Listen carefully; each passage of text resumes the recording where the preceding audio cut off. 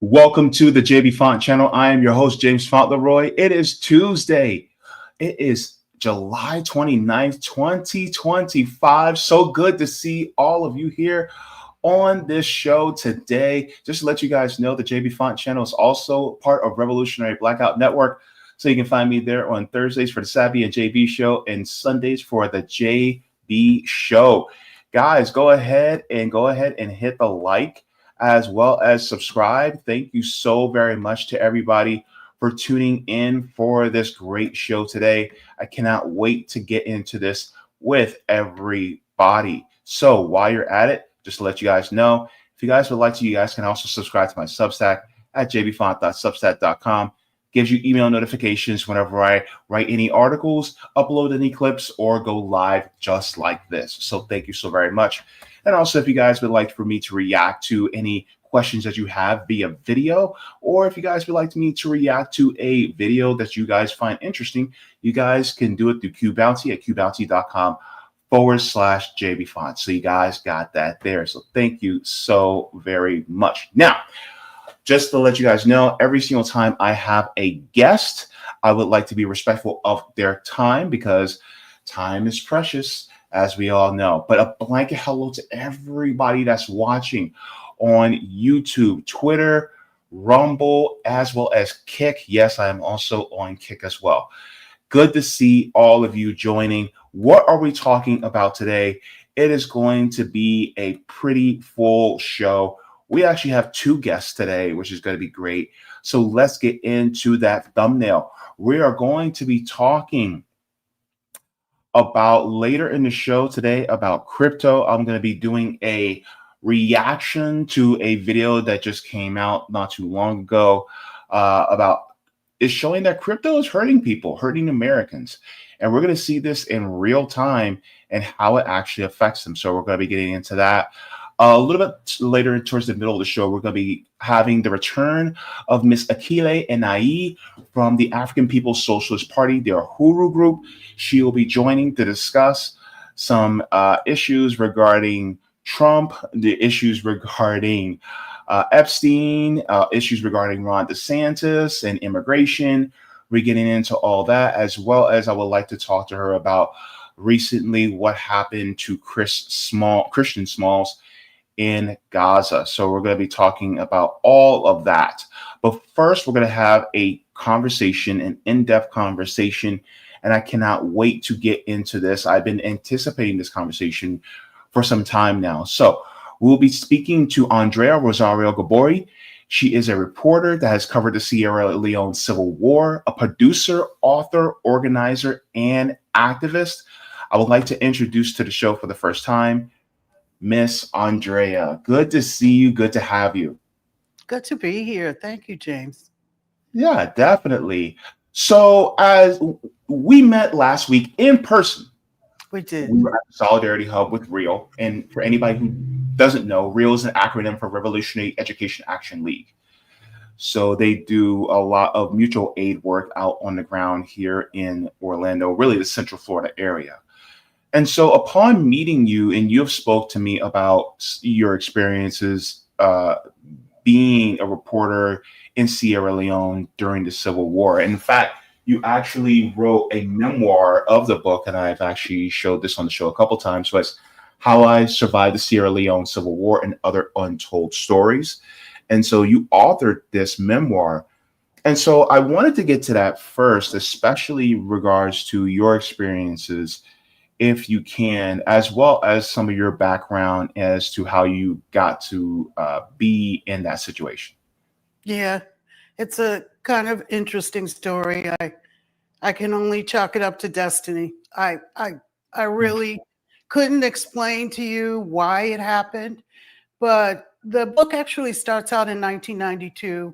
I was living in Los Angeles. I was working in the movie industry, and they had the riots, and the riots were about the beating of Rodney King. It was actually the beginning of the cell phone age. So some of the things that happened were very interesting and unique. You know, one of the strategies that police use a lot for containing riots is kettling.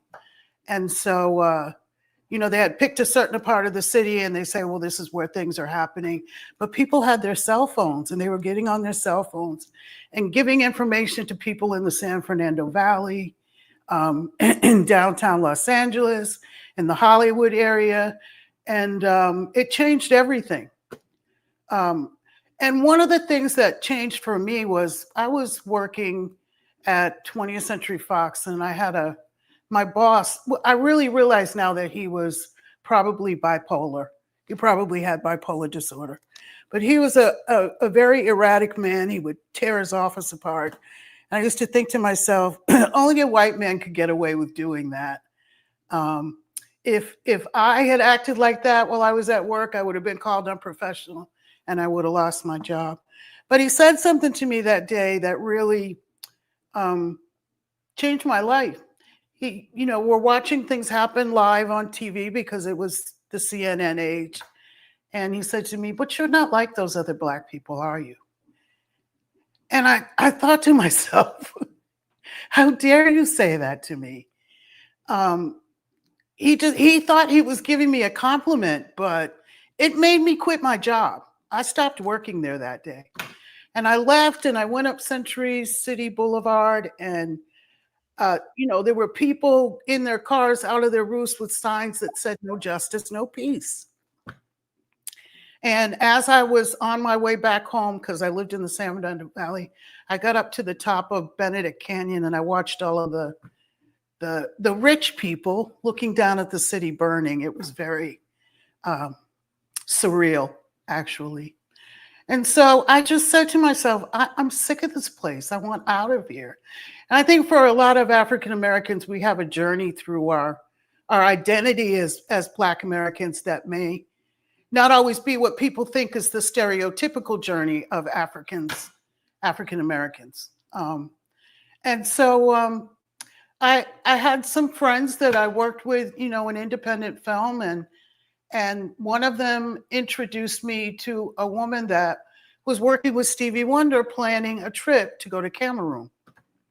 And I said to myself, I want to go. I want to go to Africa. And so she hired me and I helped her organize the trip. It was a diplomatic visit for Stevie to meet the president of Cameroon, who was Paul Biya at the time. And unfortunately, he is still the president of Cameroon. So that was more than 30 years ago. The man is in his 90s. I don't even know if he can still function very well as the president, but because of imperialism, he is still the president of Cameroon. So then, after that trip, I really wanted to go back. And so I started to communicate with a friend who ended up being a sister to me about actually having Stevie go to Ghana to do a Pan-African festival called Panafest.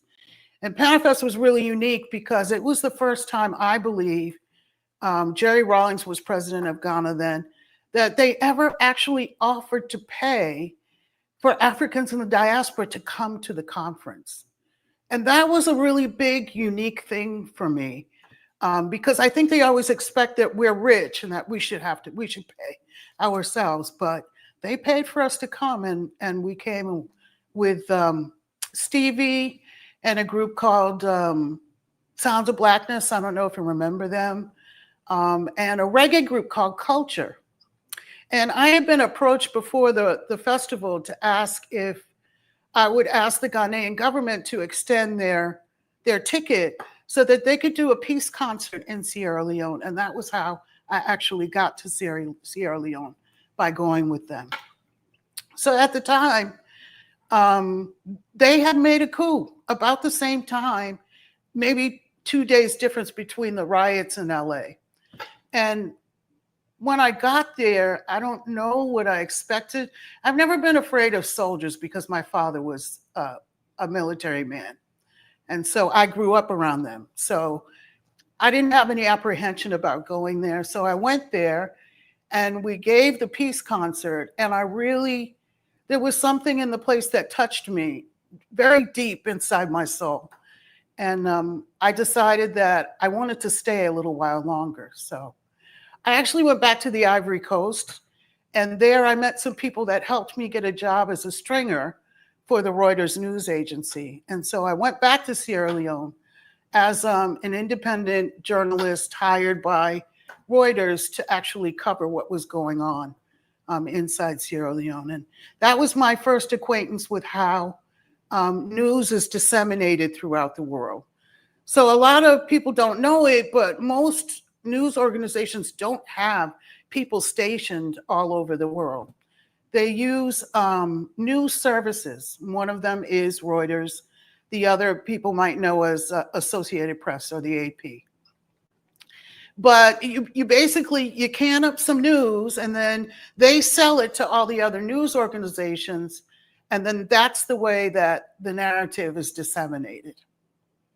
So I think that's the way that they managed to control narrative for a really long time that way. And so the book is more about my experience learning that they would do things like use ambiguous language and say, that's not quite what we're looking for, or can't you put something together for us?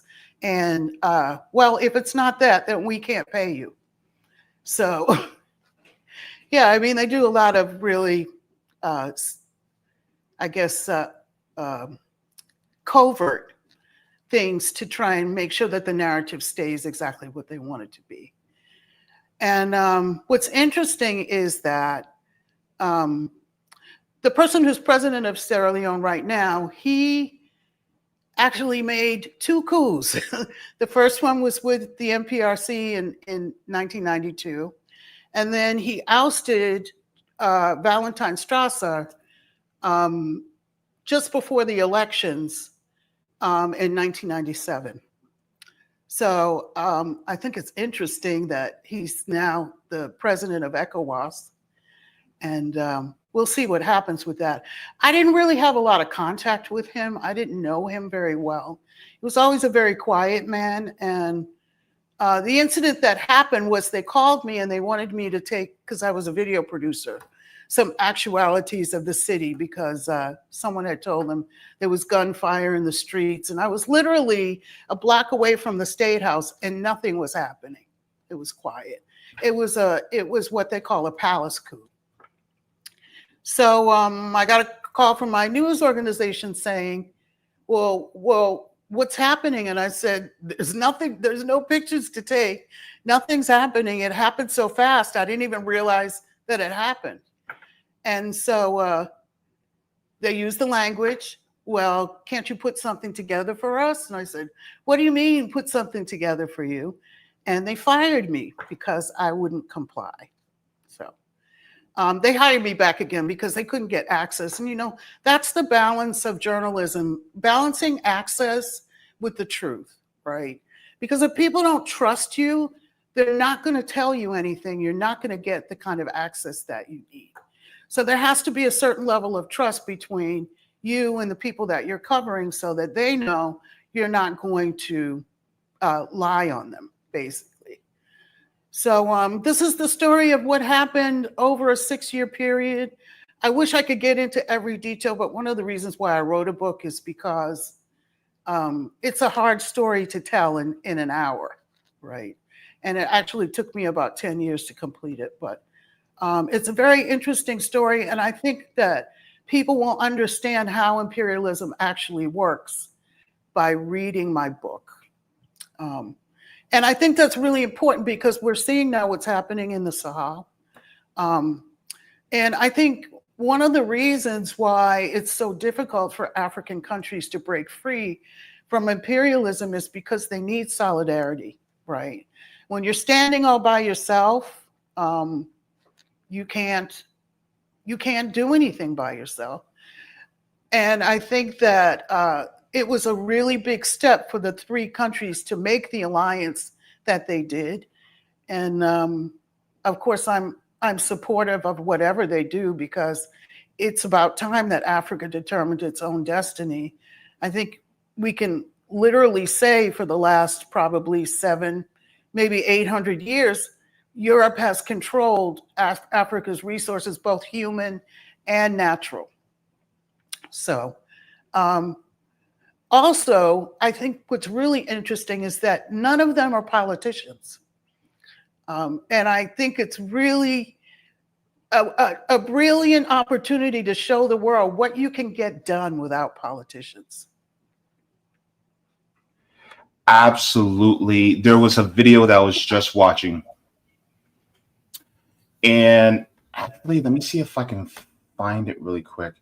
There was a video that I watched. Actually, it was within the last 24 hours, and one of the things that we were speaking about was how President Traore in Burkina Faso, he actually managed to construct a canal in one of the most ecologically destitute areas in Burkina Faso. Mm-hmm.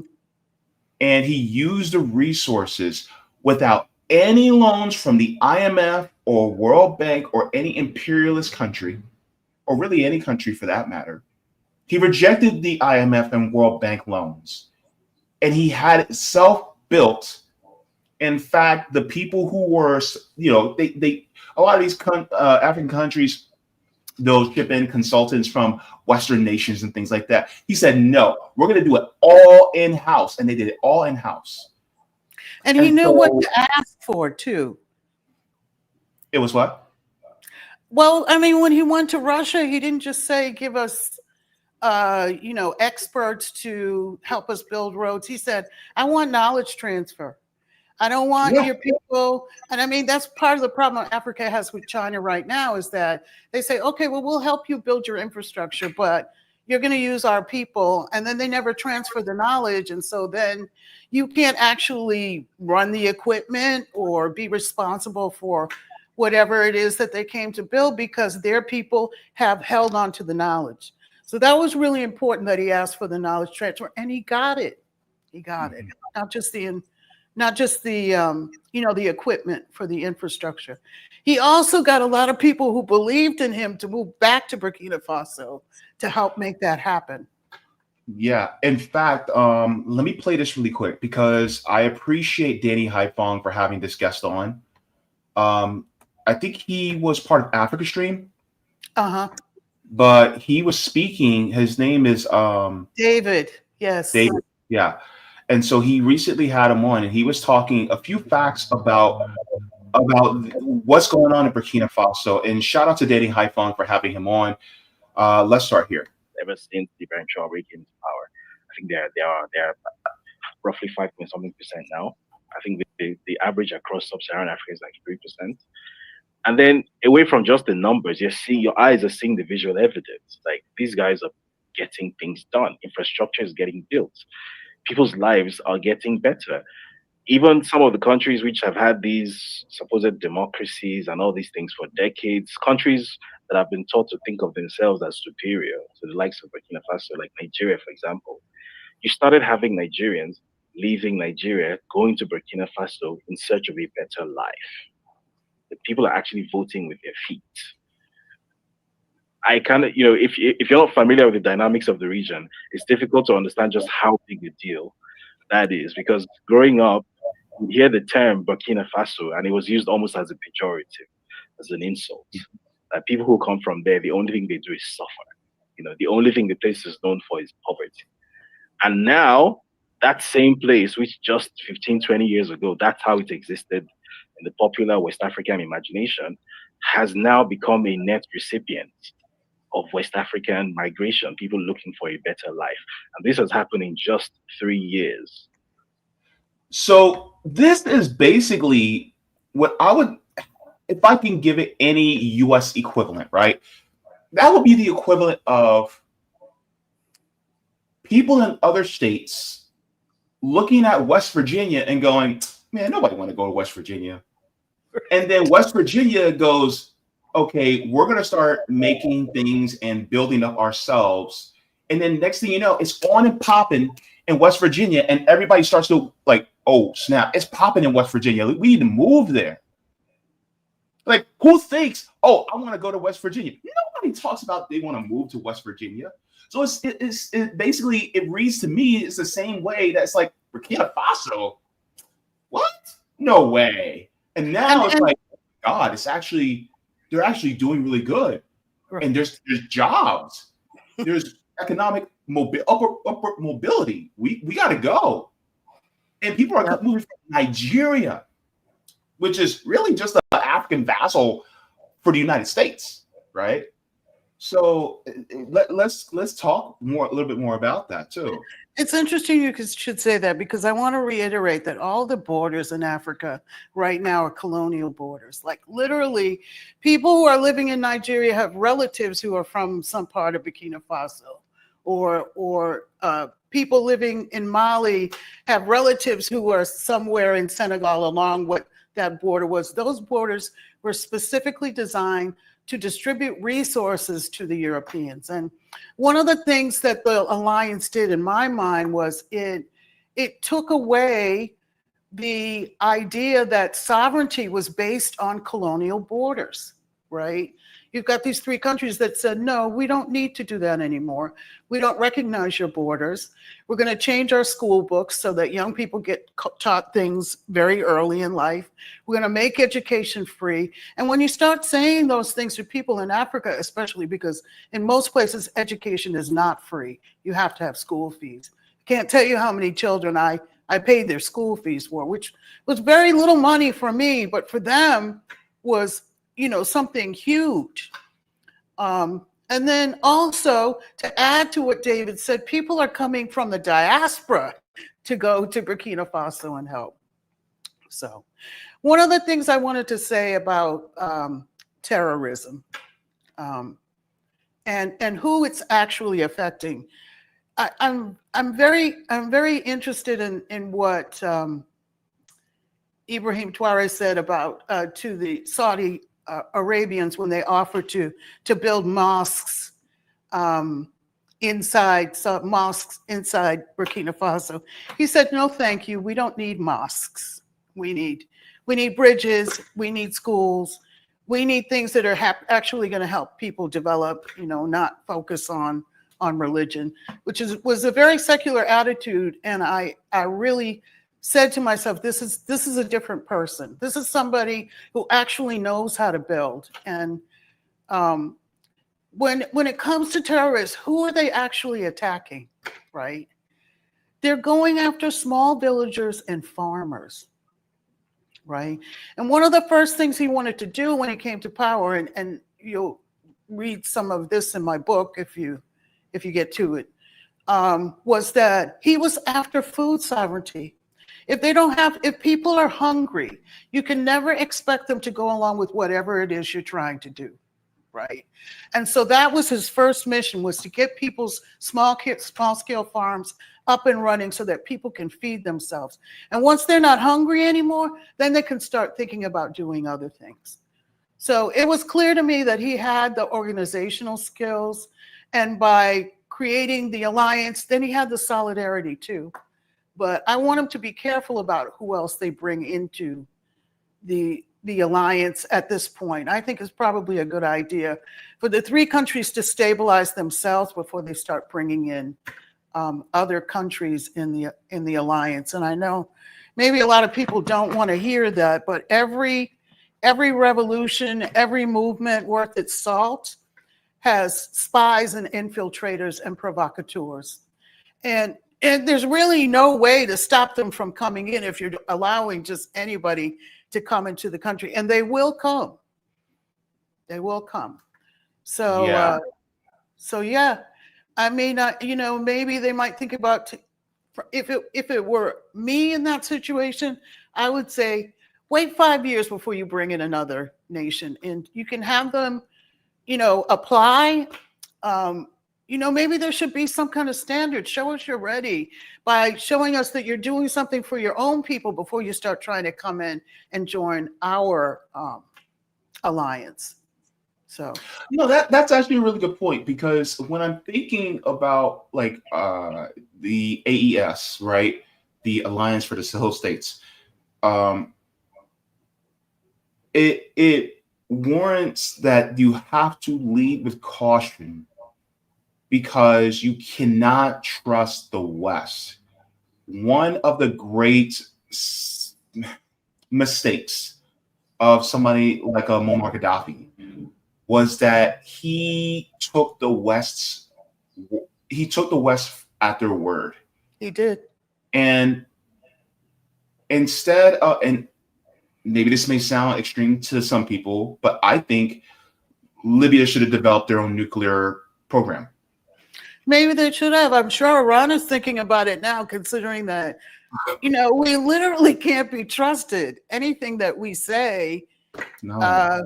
even if it's not intentional, we will have an election and then there'll be a new group of people who are in power and, it completely, maybe that's the point, right? Because we are dealing with the ruling class.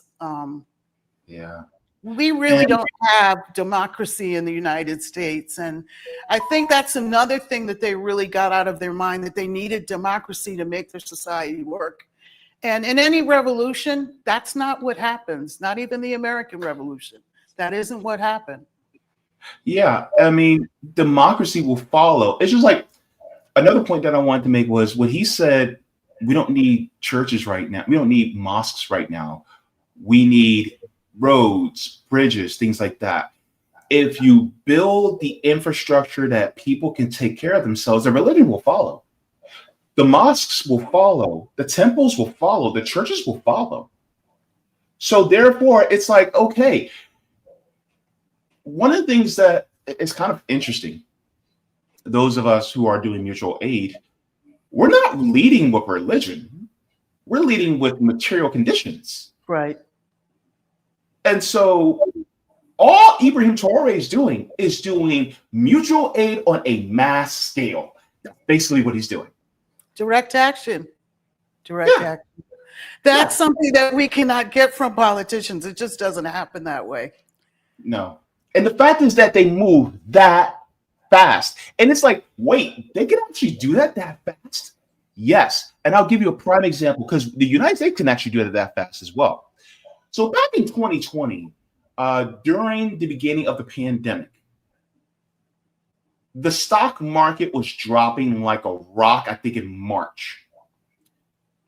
The president as well as Congress convened and they were able to scrape up $4 trillion to dump into the markets like that. It was fast because they wanted it to happen and they didn't want to have to go through any red tape. And so they just made it happen. The government only moves slow when it comes to helping the regular folk. When it comes to helping out the ruling class, oh, they're fast. They're lightning fast. They got speed force. And so Ibrahim Traore twisted that and he said, okay, we're going to move in lightning speed for the people because they are now the ruling class, not these rich folks. And so that's one thing that I can definitely appreciate. And in fact, there is a video, and I'm going to put the video in the chat for you guys as well. But this video says Burkina Faso stuns the world, build giant canal without IMF, USAID, or EU. So I'm just going to play just about a minute of this, and then we'll get into it. Part the outside world didn't see coming. By shifting his focus to water, Traore didn't just start an agricultural project. He launched a resistance strategy, one where Burkina Faso would never again kneel for grain shipments or appeal for food loans. One where water would no longer be dictated by clouds, but by canals. This wasn't about solving a farming problem. It was about dismantling a system that made hunger profitable for outside powers. So why water? Because water is the great equalizer. It doesn't care about your credit score, your GDP ranking, or your IMF debt.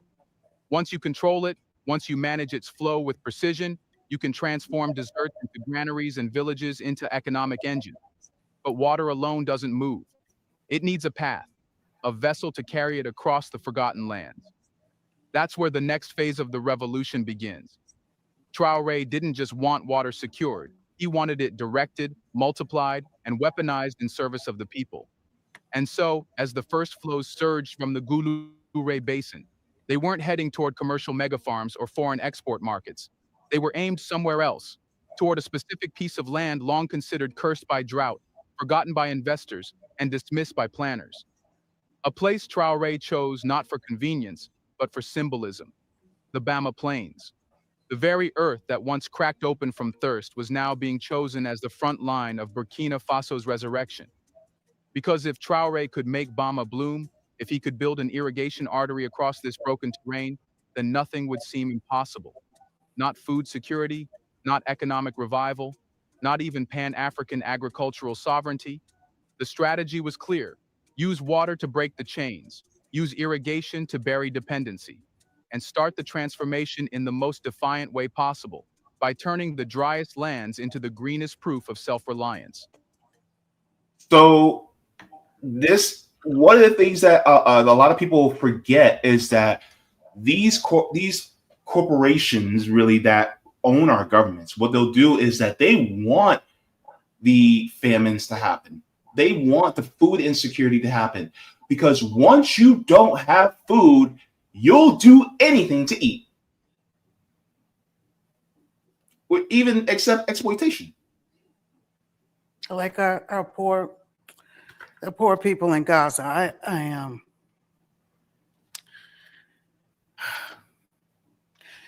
Food security is probably the most important thing he could ever focus on. And it's interesting to me, look at, when we're talking about the ruling class, look who's trying to invest in Africa. Look who's trying to sell them GMO seeds. I think it's interesting that Bill Gates is probably the largest owner of farmland in the United States right now. He has something like more than 200,000 acres. And this has a lot to do with what I was saying about who the terrorists are actually attacking. They're attacking, the terrorists are attacking people who are growing their food. Why? That makes sense? Doesn't make sense if you're looking at it from the ground level, but if you're looking at it from 10,000 feet, where the oligarchs are, yes, it makes sense. Mm-hmm. So yeah, I just, pray every day for them. I pray to the ancestors for them. I pray to God that, they find the strength to continue. They've tried to assassinate him many times. There's a lot of disinformation and misinformation in the form of AI videos all over the internet, trying to confuse people about what they should believe when they're looking at what he does. And yeah, I'm just praying that he can that they all can manage. Assimi Goita, Abdul Rahman Chiani, and Ibrahim Traore. I just hope they manage to continue with the solidarity that they've created right now. Yeah, let me ask you this, because a lot of people are talking about BRICS, and for anybody who doesn't know, BRICS, B-R-I-C, stands for Brazil, India, China, South Africa. And so basically they are the principal members of the BRICS bloc. I think they're now at about 20 members. I think there are about 10 core members and then outside members as well. But with that being said, do you think that the AES will be an alternative or a complement to BRICS? What is your thoughts? I hope it will be an alternative because, BRICS to me just seems like a rebranding of a situation that we're in already, right? And considering that Africa doesn't need anything, why do they need BRICS? If your currency is backed by gold, if you have natural resources that you're actually adding value to yourself, then it seems to me that you wouldn't really need that alliance for trade, especially if your currency is based on gold, which is looking like what it's going to be. I don't know. For me, I'm still out on BRICS as a sort of counterweight to American and European hegemony. I think it's a good idea for people to come together and try and stop this ridiculous use of the dollar as a weapon against anyone who, isn't under the knee of the United States. So Sure. yeah. Yeah. I'm now starting to look more at the AES because to your point that what does Africa need from countries outside if they are able to have the knowledge to be able to build their own infrastructure and work their own land and extract their own resources? Even when it comes to processing, like one of the things that was spoken about was that now in Burkina Faso, they not only mine their own resources, but they now can process their own resources as well. And there was another story that came out about how Burkina Faso, under President Traore, he is now implementing housing for all, and which is something that we have been begging the United States to do, but they refuse to do it. Mm-hmm. And so now they are systematically trying to end all homelessness whatsoever in their country and make it so that it is much better.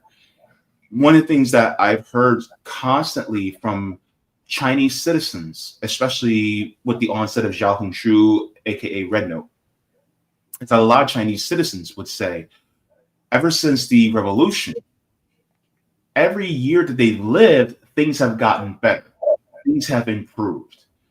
And so now you're in the very infant stages of that within the Sahel that's happening as well.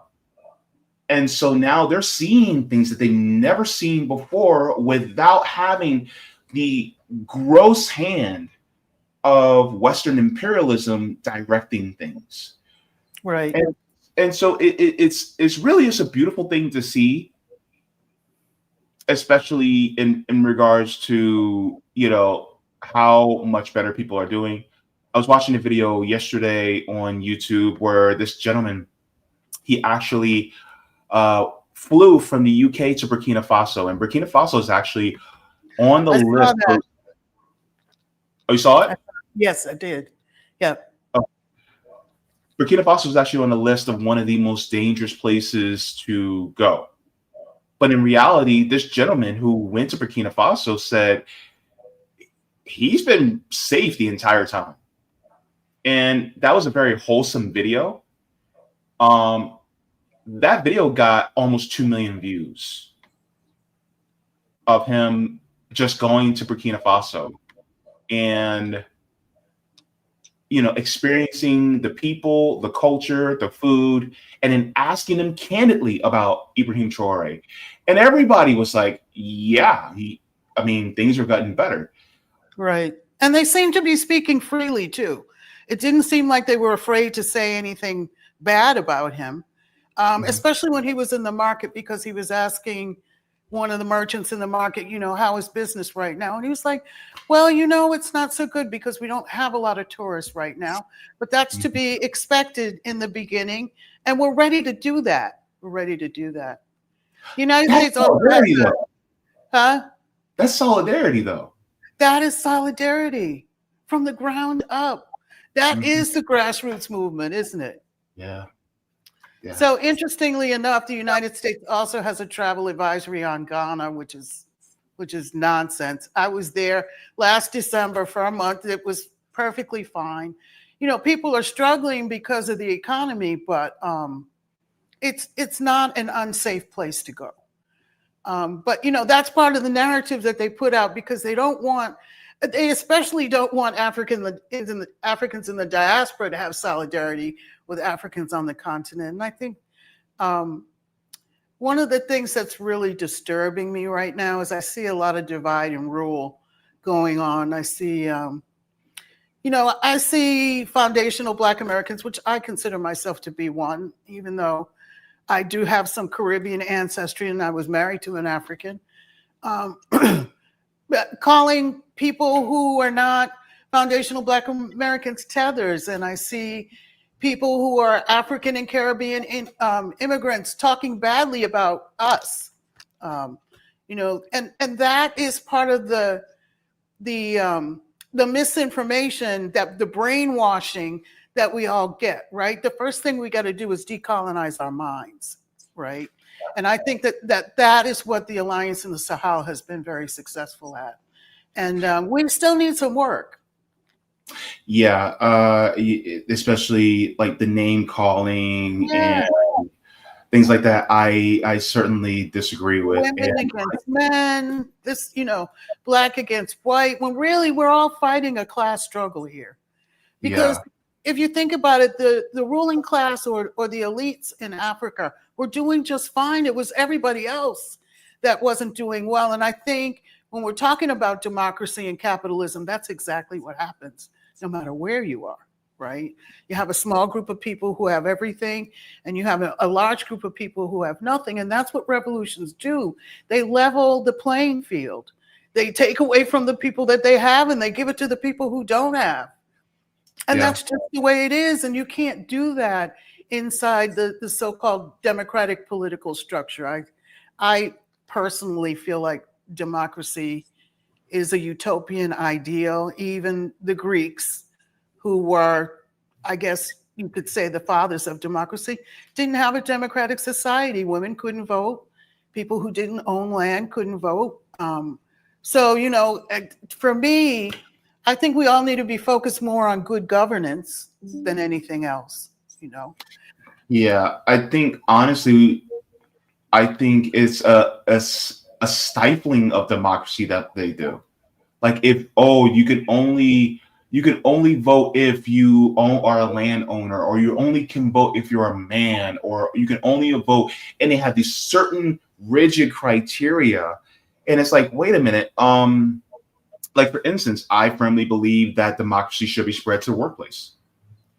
Absolutely. And that's a bridge too far for some of them, because they want to be able to have totalitarian control over the workers, so that they can own the means of production, and then the workers just they extract the value from the workers. Right. And also, I get a little disturbed when people mix up communism and socialism. Because of the disinformation about socialism. People say, oh, they're communists. No, communism is when the state owns the mode of production. Socialism is when the people do. So, you have companies like, I think Ben and Jerry's, who basically have democratized their company. And so everybody who works for the company actually has a say in what happens to that company. And I think from what I've learned, be working for. Yeah, from what I learned is that communism really is the end stage of socialism, meaning that the people are democratically owners of the state, and so therefore they are the ones who determine how the state is ran through democracy. And as well as workers owning the means of production. I think that they are just, I think it's really, socialism is the vehicle and communism is the destination. But of course, we can, agree to disagree. And they're all theory. Yeah. But that's one of the things that I have to say about myself. I believe in socialism. I believe that it is necessary, because when we don't have it, we have people who are in the state that they're in right now, which is why, we're all out doing direct action. And the thing is, like, we're doing what the state should be doing. Exactly. That's the wild part to me. It's like for instance, what we were doing, last week. You shouldn't have to bring resources to a mutual aid event to help out. Yeah. I literally walked from my house over there to help out. But the thing is, it's like that should be a state program that is chosen by central planning from the people of what and where we should, put things. Because ultimately, and like for instance, what Ibrahim Traore did was basically almost like a triage situation. He saw the most destitute, ecologically destitute area, and he said, okay, we're going to help that area first. Where is that in these United States? But then they want that those people in the most destitute areas, whether it's, you know, black neighborhoods in Mississippi, whether it's white neighborhoods in places like West Virginia and Appalachia, right? They're like, well, they just need to pull themselves up by their bootstraps, which is very deeply individualistic and is anti-human, because humans are a communal species by our very nature. Absolutely. Absolutely. And we build communities.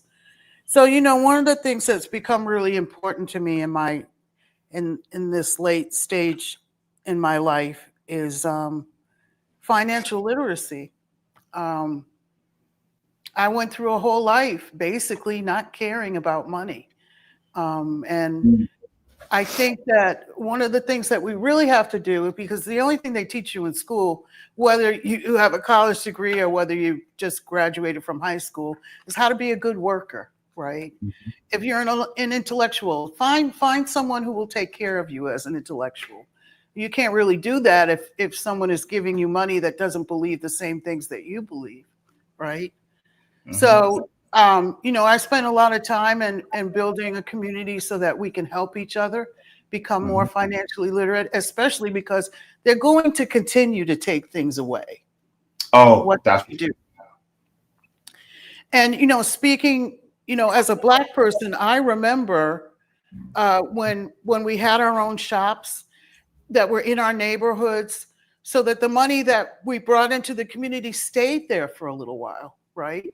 But as soon as desegregation came, well, we could shop in the white stores now. So our little small businesses went out of business because nobody wanted to shop there anymore. So as communities, I think it's really important for us to build financial resources that we can share with each other. Let the money stay in the community for a little while. Don't shop at Amazon or Walmart. Go to the corner store, the corner hardware store, or the corner drugstore. And even if you have to pay a little bit more money, keeping that money in your community for a little bit longer is worth it. Can I add to your point? Sure. If you know of any local farmers, especially if we're Black people, especially Black Americans, if you know a Black farmer, could you directly buy the produce and and maybe your meat from the local Black rancher or Black farmer? I don't see why not. I have a cousin who's actually a Black farmer in North Carolina, right?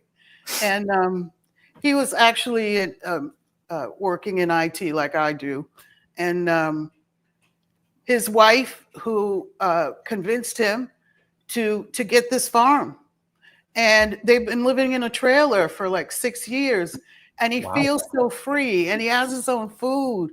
And they kill the pig and make bacon, and they have cows and chickens. And ribs. Ribs. Let me stop. I heard ribs in my head. I was like, uh-oh. Right. You know, his wife is actually from French Guiana. So, you know, being, you know, on a farm like that wasn't anything new for her. It was something new for him, because we're from Boston originally. We grew up in the city. But I gotta introduce you my girl Savvy Sabs too. She lives in Boston. Yes, I watch Savvy every week. Yep. Mm-hmm. I love her. I love her enthusiasm and her spirit, because that's what's, you know, a lot of people don't know that the person who threw the first stone in the American Revolution, his name was Crispus Attucks. Crispus Attucks, yep. Was a person of African descent. And there is a statue of him in the Boston Commons, but if you looked at it, you could never tell that he was a person of African descent. But we have a long history in Massachusetts in the freedom movement and the struggle for independence. And I just think that spirit is still in Boston. One of the things that we do in the Roxbury community is we show people how the Underground Railroad worked in Boston. And we actually were strategic about making sure that slave catchers couldn't come into our neighborhoods and steal people away. And one of the things they used to do was they made alleyways so narrow that only one person could fit through at a time, right? Wow. So if they were chasing someone, they couldn't chase them on horseback. And if they got them into the middle of the alley, they would ambush them there.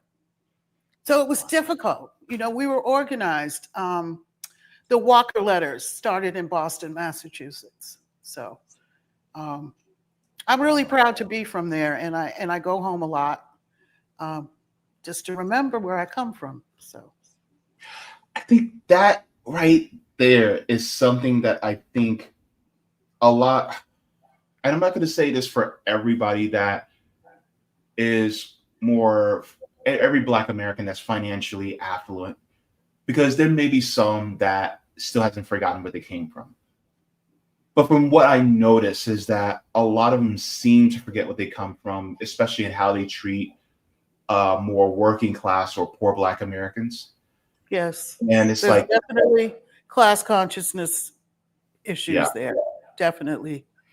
that's another thing that I think that we should talk about is class consciousness among Black Americans. Because it's like, okay, well, you work at Walmart, you work at Starbucks, you drive a truck for Amazon. And it's like, okay, like that's a horrible thing, right?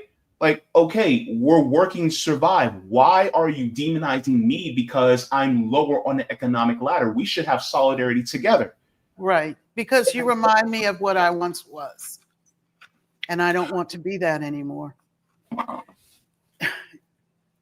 You remind me of what I once was. And you know what, James? I'm not going without my brothers and sisters. They're coming along with me. Okay. You know, and that's an attitude that is in my family. We're not Okay. doing that. Yeah. Like, But, you know, support I my know, representatives. listen, I lived in Washington, D.C. for 25 years, and I saw it every single day. I mean, literally, not only is there classism, but there's also an issue of colorism as well. Yep. But I remember the first time somebody said to me, my sister went to Howard University. They said, oh, I guess I had been at the beach all summer. You're so much darker than your sister. And nobody had ever said that to me before. Like they didn't believe we were siblings because I was darker than my sister. And then a lot of the people who managed to sort of bring themselves up on the class ladder did it because they had federal government jobs, right? The neighborhood that I lived in Washington, D.C.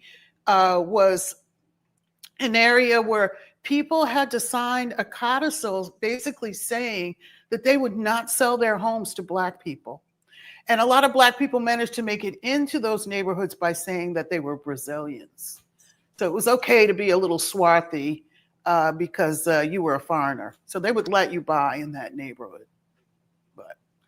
And a lot of that is still really prevalent in many, many places. And my hope is that, well, and I think that's probably why we see the divide between our Black politicians and the rest of us as well.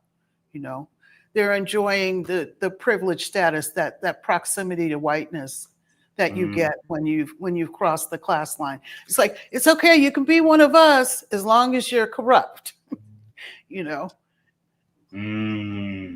Gotcha. Oh my gosh. Oh my goodness, this is such a great conversation.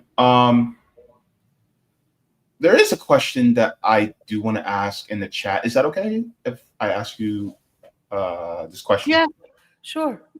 Okay, so Michael Pan asks to you, says, does the Black farmer own the land? What's your position on worker cooperatives in the Black American freedmen community, and how do you convince Black Americans to start one?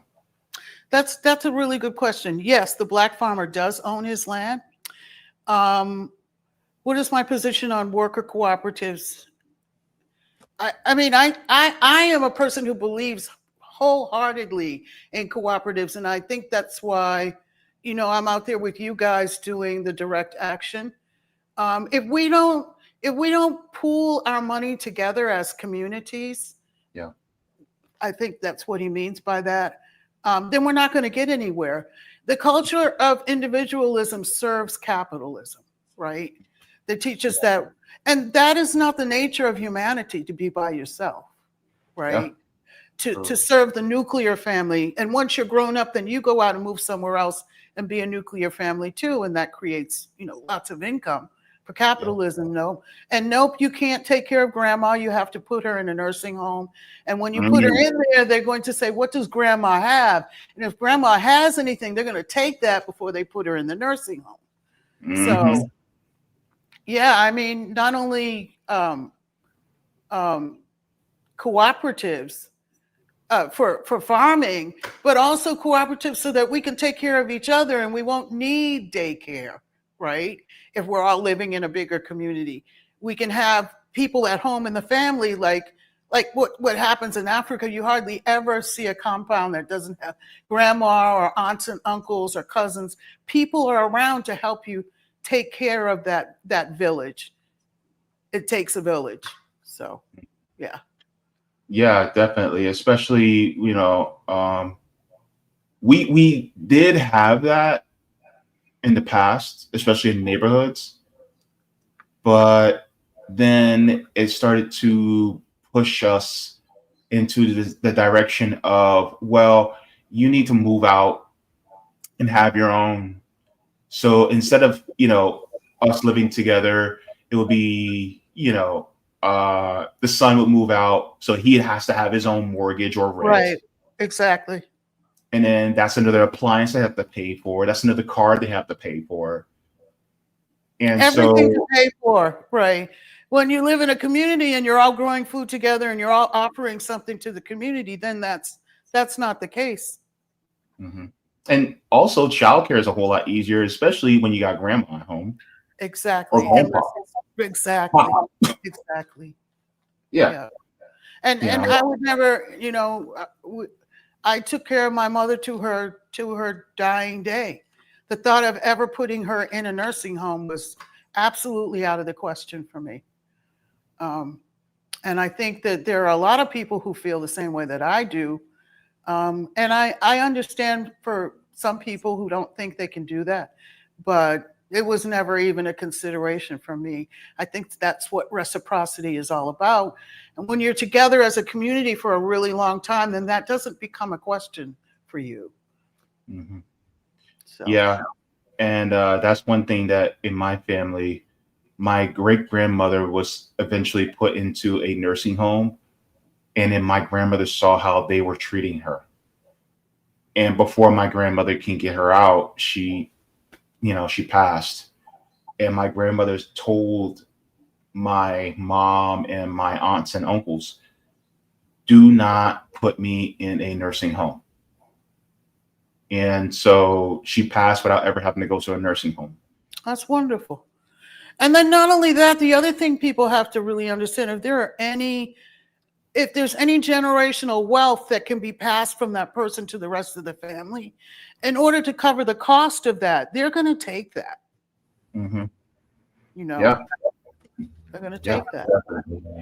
And so I'm at a point now where I really just want to see us come together, because one of the reasons why we are here on this land is because of capitalism. Right. Because these colonizers stole our ancestors and brought them over here. And so why would I embrace a system that subjugated my own ancestors and exploited them and continue to exploit my people all the way down to today, including myself? Why would I embrace that? It doesn't make sense. One of the reasons why Black farmers have the hard time that they do to this day is because they didn't just steal us from Africa for no reason. They stole us because we knew how to grow cotton and rice and sugarcane, and they knew that all of those things could make them rich, right? And so not only did they steal our labor, but they stole our knowledge, and that's what Ibrahim Traore is talking about. We want transfer of knowledge back, right? So and I have a lot of empathy for Black farmers right now. I understand what they're going through. So I'm trying to get Black farmers on because I want to have the conversation with them on my stream, because we don't hear enough from them. Mm-hmm. And I think we need to hear more from them as well. So I'm going to try to see. I reached out to his last name is Boyce. He's a Black farmer. Oh, I thought you were talking about Boyce Watkins. No. Is it Boyce Watkins? That might be it. Okay. But I want to get him on because I think it's important that we hear more from Black farmers, especially in today's climate. Right. They're having a hard time in Georgia right now. Oh, really?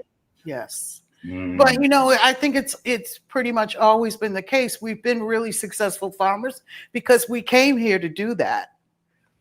Yeah. It's in our blood. It's in our blood. Mm-hmm.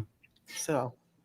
My goodness, this was a great conversation. I'm floored at how, because I knew it was going to be good, but I'm floored at how even better it was. I am too. Yeah. And you know, I was really quite nervous before I came on, but you make me feel really comfortable. I can say what I want to say. We may not always agree on everything, but we don't have to, do we? No. But the thing is, like, you and I both want the same things, right? Do. We may differ a little bit on strategy, things like that, and that's okay. But ultimately, what we want is, number one, for all oppressed peoples and marginalized people to be liberated. And two, we have a special place in our hearts for our own people, and we want to see them thrive instead of being exploited the way they have been. Right. We agree on that. Yes, we absolutely do. Absolutely do. Oh, thank you very much, Roger. He said John Boyd. That's who I was talking about. John Boyd. Okay. Hi, Roger Meadows. I see him all the time on Fabby's show. Yeah. I feel like I know him. Yeah. So it was great. I just want to say that you guys give me a reason to get up every day and hope that things will change. I really love your passion, and Nick and Rome and Sabby, and the whole idea of RBN is a wonderful thing to me. And I wish you guys every success, and I show it. I hope with the little bit I can give you guys, because I try to give you guys something I used to give to other people, but I've decided that you needed more. So that's what I do. And that's how I will contribute. Brother cry on his own show. Thank you so much. Don't make me cry now. That happens to me easily. Yeah. Anyway, thanks for having me. Thank you so much. And also, where can people find you? Where can they pick up your book, your memoirs? Because I'm gonna eat this memoir up. Okay, it's on Amazon. If you just put in my name, Andrea Rosario-Gborie, it will come up. That's probably the easiest way. The title's a little long, and I'll send you a link. You can put it in the description. That'll help. Yeah, definitely. And, in fact, I already have the link, and I put it in the chat for everybody to get to, so that they can get the book. And look, that's going to be some great reading. Miss Andrea, it was such a pleasure and a privilege to have you. Okay, thank you for having me. Yeah, thanks for coming on. And please don't be a stranger. I would love to have you on in the near future so we can talk about more news stories too. Sure, anytime. All right, great. Okay, you have a good one. All right, bye-bye.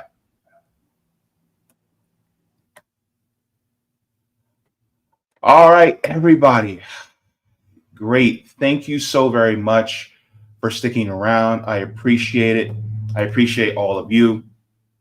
And please go ahead and do the damn thing and give a like to the stream. That helps me out very much as far as the algorithm is concerned, trying to reach more people so that we can help activate, educate, encourage, inspire. That's what we're here to do. So thank you so very much for that. And that was a wonderful conversation. I really want to see more success out of more African countries. And really, it just means getting the West out of the way. and these African countries going by the will of the people. And that's what it's all about. Let me check on, actually, first, let me give a shout out to patrons on Patreon, because without them, there wouldn't be no show. So let's get into it, folks. All right. So here we go. We're going to talk about the tiers. Here we go. Thank you so very much to all the patrons on Patreon. We have Mega Jaybefaunters, Super Duper Jaybefaunters, Super Jaybefaunters, Jaybefaunters. We have Comrade, Solidarity, and JB members. You better thank the JB member. And also to all new members, thank you so very much to all of you for keeping the lights on up in this piece. Thank you so very much. And just to let you guys know, if you guys haven't already known, my channel's demonetized. So if you like to support the channel, you can support via Patreon or PayPal. So thank you so much to everybody for that. Thank you. Thank you, Mama. Thank you, Daddy. Thank you, Grandma. Thank you, Grandpappy. Thank you, whole generation. All right. Let's get to the comments. I'm going to check to see if we have any Rumble rants. And if not, then we shall move on to the YouTube chat. So looks like we're good on the Rumble side. Thank you so very much to everybody on there. All right. And let me see. All right, let's go to this. We're going to say our hellos, and then we're going to go to the next subject. We have a guest coming in.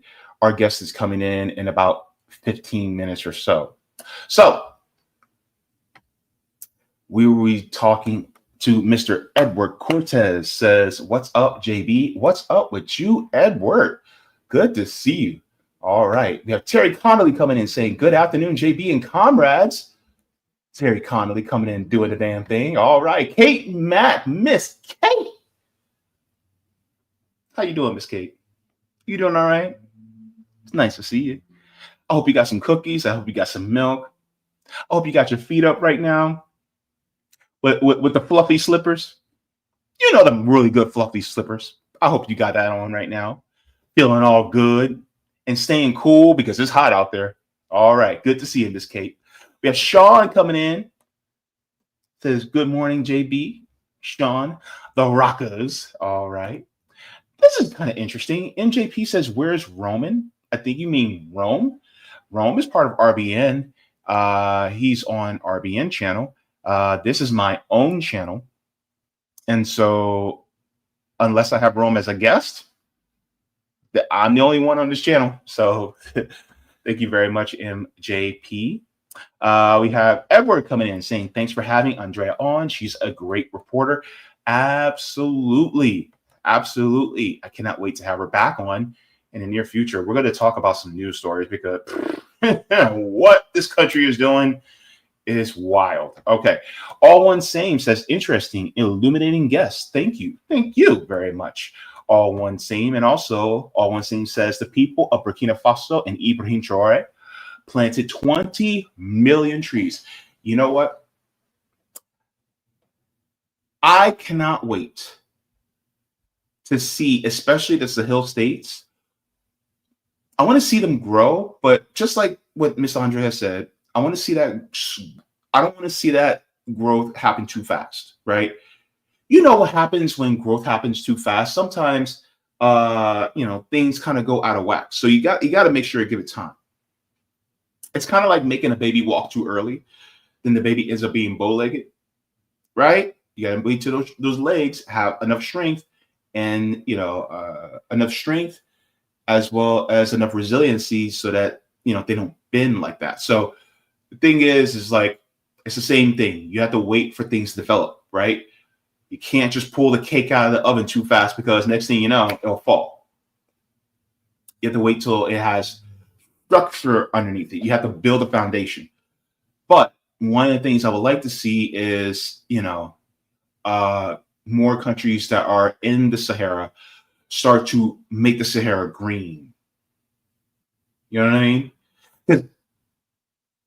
I want to see a Sahara forest instead of a Sahara desert.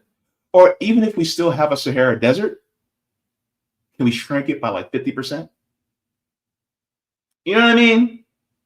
That would be cool. That would be cool, right? We can shrink the Sahara by like 50%. That'd be great. That would be a nice project for the Sahel states. All right, we have Edward saying the problem in Nigeria is their corrupted government who caters to the Western world. Yep, and this is what a lot of people are mad about, because these governments are really their heads of state are typically handpicked by the West. And then the people think that they're voting in somebody who has their best interest, but really they were handpicked by the West. And then they get into power and they do everything that the West wants. And so then the people get upset, or they will become dictators and rule for as long as they possibly can while still serving the West. And that's what the West wants. And so, unfortunately, I don't necessarily like coups. I hate saying this, but it felt like it was the lesser evil for Ibrahim Traore to coup the government in Burkina Faso and then become its acting president in order to, to turn things around. Now, what I'm hoping for is that once they get that infrastructure built and all those, wonderful things that they needed, is that it goes from being a military government to a civilian government. But it can't happen too fast. The reason being is because the West will always try to have people who are going to try to reverse what people like Ibrahim Traore is doing. And so you got to be careful. So in order to make sure that when it does become a civilian government again, you have to win over the people. And how you win over the people? Infrastructure, upward mobility, sovereignty over their own resources. Once you establish all that and make it a solid foundation, anybody that comes in that tries to take that away or give it away or become a puppet of the West, the people are going to laugh them out of the room. Going to laugh them out of the room. And so I think the best thing is for them to do what they can to build up, but not keep it too long so that people start to think, oh, they just want to keep power. But the thing is, like, if you're doing what you can for the people and not for yourself, then people will see that. And once they become civilian, they may want to keep Ibrahim Traore long term, just like what they did with Castro in Cuba. It's like, we're good. Why would we want to change things? We're good. We've been doing so much better. But that it's like that incubation period. You can't take them out of the incubation period too early, because there's a chance of imperialist infection. You know what I mean? But I do want to see, a civilian government. But at the same time, that's what I want to see as somebody who lives in the West, who's from outside. It depends on what the Burkina people and the Mali people and the Nigerian people was what they want. So it doesn't matter what I think. It matters what they want. Edward also says, I hate when Trump calls the Democrats the radical left when the party is more to the right. Absolutely. The Democratic Party is actually a right-wing party. Lou Carlos says, communism is the vehicle, socialism is the tool, anarchy is the final result, equality for all. Thank you very much for that. Jason Hart says, 100% JB. Thank you very much. All one same. Says, no profit in programs. Absolutely. Marlo World says, I'm 10 minutes behind, but 100% so much faulty information being spread about Traore. I seen an AI type video talking about how he made a deal with Tesla and Elon was so moved or some BS. Yeah, he didn't make no deal with Tesla. And that's the problem with AI. AI can be used to manipulate and lie. Now, there was a video where they actually translated everything that Ibrahim Traore was saying in the speech, and they made it to English, and they still did it in Traore's voice. And he is anti-imperialist as hell. And it was glorious. So glorious, in fact, that YouTube had it taken down. Yeah, they did an AI translate, and they basically used AI to just translate exactly what he was saying in his voice. And it was awesome. It was beautiful. But YouTube had it taken down. Marlo says, but hey, they have their own money. Oh, sorry. But hey, they have their own EV. Itaoa. It's so disrespectful and dumb to spread lies like that when he's doing so much good things. Yeah, so they do actually have an electric vehicle by that company, Itaoa, which is a community in Burkina Faso. And some of the names of the cars are named after areas in Burkina Faso. It's just like GMC has like a Denali. Well, that's a name from this land, right? They have, different names, that they'll use. But the point is that what I researched about Itoa is it is owned by a Caribbean. Just letting you know. So it's not owned by Burkinabe. It's owned by a Caribbean, but they're selling their EVs, their electric vehicles in Burkina Faso. And now Burkina Faso is expanding. So it is, and they're building, manufacturing those electric vehicles in Burkina Faso. So yeah. Let's go on to the next one. Michael Pan. Okay, you asked that about the that. Okay, and let me go into this one before my next guest shows up. From Roger.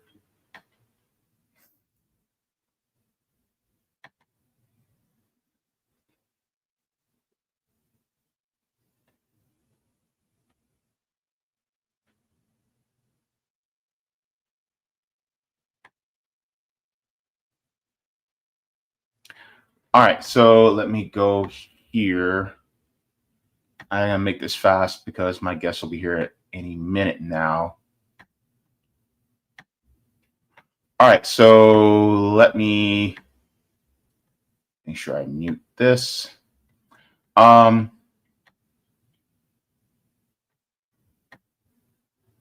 Okay, it says, thank you for this, Roger. It says, yes, Burkina Faso does have a public financial institution that plays a role in infrastructure development.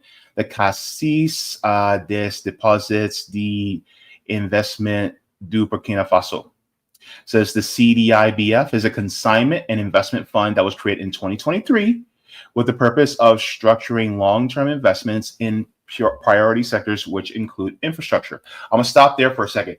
The reason why this is so important is because Ibrahim Traore has only been in power for 3 years. This started 2 years ago, meaning this was started under the administration of Ibrahim Traore, meaning he established a public bank in Burkina Faso so that they can pay for infrastructure for their people, which is why people like Roger Meadows and myself, and I know my sister Sabby, talk about, well, we need a public bank in our nation, in our municipalities, and in our states, because you can do the same thing there that they can do here. China has public banks too. This is why they're able to do what they do in China. This is why it is such a good thing for us to have. But the problem is, the corporations want corporate banks. so that they can get all the money. So yeah. Let's continue. Let me see. While it may not function exactly like a traditional infrastructure bank, as found in some other countries, it serves similar purpose by mobilizing and directing public funds towards infrastructure projects. Burkina Faso would never again kneel for grain shipments. Infrastructure projects and other key development areas. Burkina Faso also collaborates with international financial institutions such as the West African Development Bank and the African Development Bank, which also provides funding for support for various infrastructure projects within the country. So with that being said, I think that there. Okay. I think that's it. Okay, cool. Thank you very much for that. And then he shows this, says, can a state public bank financially support transportation infrastructure that requires no tolls, train, or bus fares? It says here, a state-owned public bank, in theory, financially could support transportation infrastructure with no tolls, train, or bus fares, but would face significant challenges and trade-offs. Here's the breakdown. Public bank can support free transportation, low-cost financing. Public banks, like the Bank of North Dakota, can provide low-interest loans or grants to state or local governments for infrastructure projects by reducing borrowing costs compared to private banks for municipal bonds. A public bank can lower the financial burden of building and maintaining transportation systems. Revenue recycling says a public bank can reinvest profits from its operations into public projects like transportation rather than distributing profits to private shareholders. This could create a sustainable funding stream to subsidize fare-free systems. Due to the sake of time, I'm going to have to jump over. Says scale of cost transportation infrastructure, especially fare-free systems, is extremely expensive. Building single-mile run-up urban rail can cost $50 to $200 million. Operating fare-free bus systems in a mid-sized city can cost tens of millions annually. Says Luxembourg, the first country with nationwide free public transit, spends about 40 billion euros yearly on operations. A public bank would need to substantial capitalization to cover the costs while relying on fares or without relying on fares and tolls. So you have the Bank of North Dakota, Luxembourg's free transit, and Germany's Euro 9 ticket. So it says the state public bank could play a significant role in supporting fare-free transportation by reducing financing costs and recycling benefits, but would not be a standalone solution. The state would need to supplement a bank's efforts with other revenues, taxes, and carefully manage costs to ensure sustainability if you want. Okay. Thank you very much for that. And he says, in New York State, we got the financial district to assist. A state public bank would do two things. One, place tax hikes on the rich, financial services, Wall Street activity, and high-frequency trading, stock buybacks, stock transfers, derivatives, speculations, capital gains, carried interest, and inheritance, as well as the top 10 colleges and universities in the state with the largest endowments and corporations. Two, give municipalities the authority to charter their own public banks and pay for their own infrastructures. This relieves the pressure on the state public bank to pay for things as more hamlets become incorporated villages. They will be responsible for their own financing. All right, so let me make sure. Okay. So as far as the rest of that, I'm going to have to stop there because I need to move on to the next subject. The next, I need to move on to the next part of the stream. And yes, so Miss Akile, if you are ready, if you are ready, give me a thumbs up and we will do the intro and introduce you. All right, perfect, guys. So we're going to be having a conversation here. Let's get into the thumbnail of what we're going to be talking about. So, of course, we talked to Miss Andrea Rosario-Gborie about what's going on in her reporting in Sierra Leone, as well as the Alliance of the Sahel States. But next, we're going to be talking to Miss Akile Anai. Miss Akile Anai is returning back to the show. She is the director of the the director of the Department of Agitation and Propaganda for the African People's Socialist Party, the Uhuru movement. So we're going to be having a discussion with this sister because we're going to be covering Trump, Epstein, DeSantis, the whole 9 yards. So here we go, Miss Akile Anai. Good to have you back. Good to see you. Thank you, James. Yes. Sorry, my baby's like, I had a baby. I don't know if you know that, but I had a baby. So she's like crying right now for me, but sorry. Thank you for having me on. It's great to be back. It's great to see you and very excited to have this discussion. Yeah, definitely. So last time we were talking, there was a whole issue, especially regarding the African People's Socialist Party, especially by the Biden Department of Justice going up against them in regards to say that there were co-conspirators in with Russia, which we all know is a pile of dog doo-doo. I'm just going to put it that way.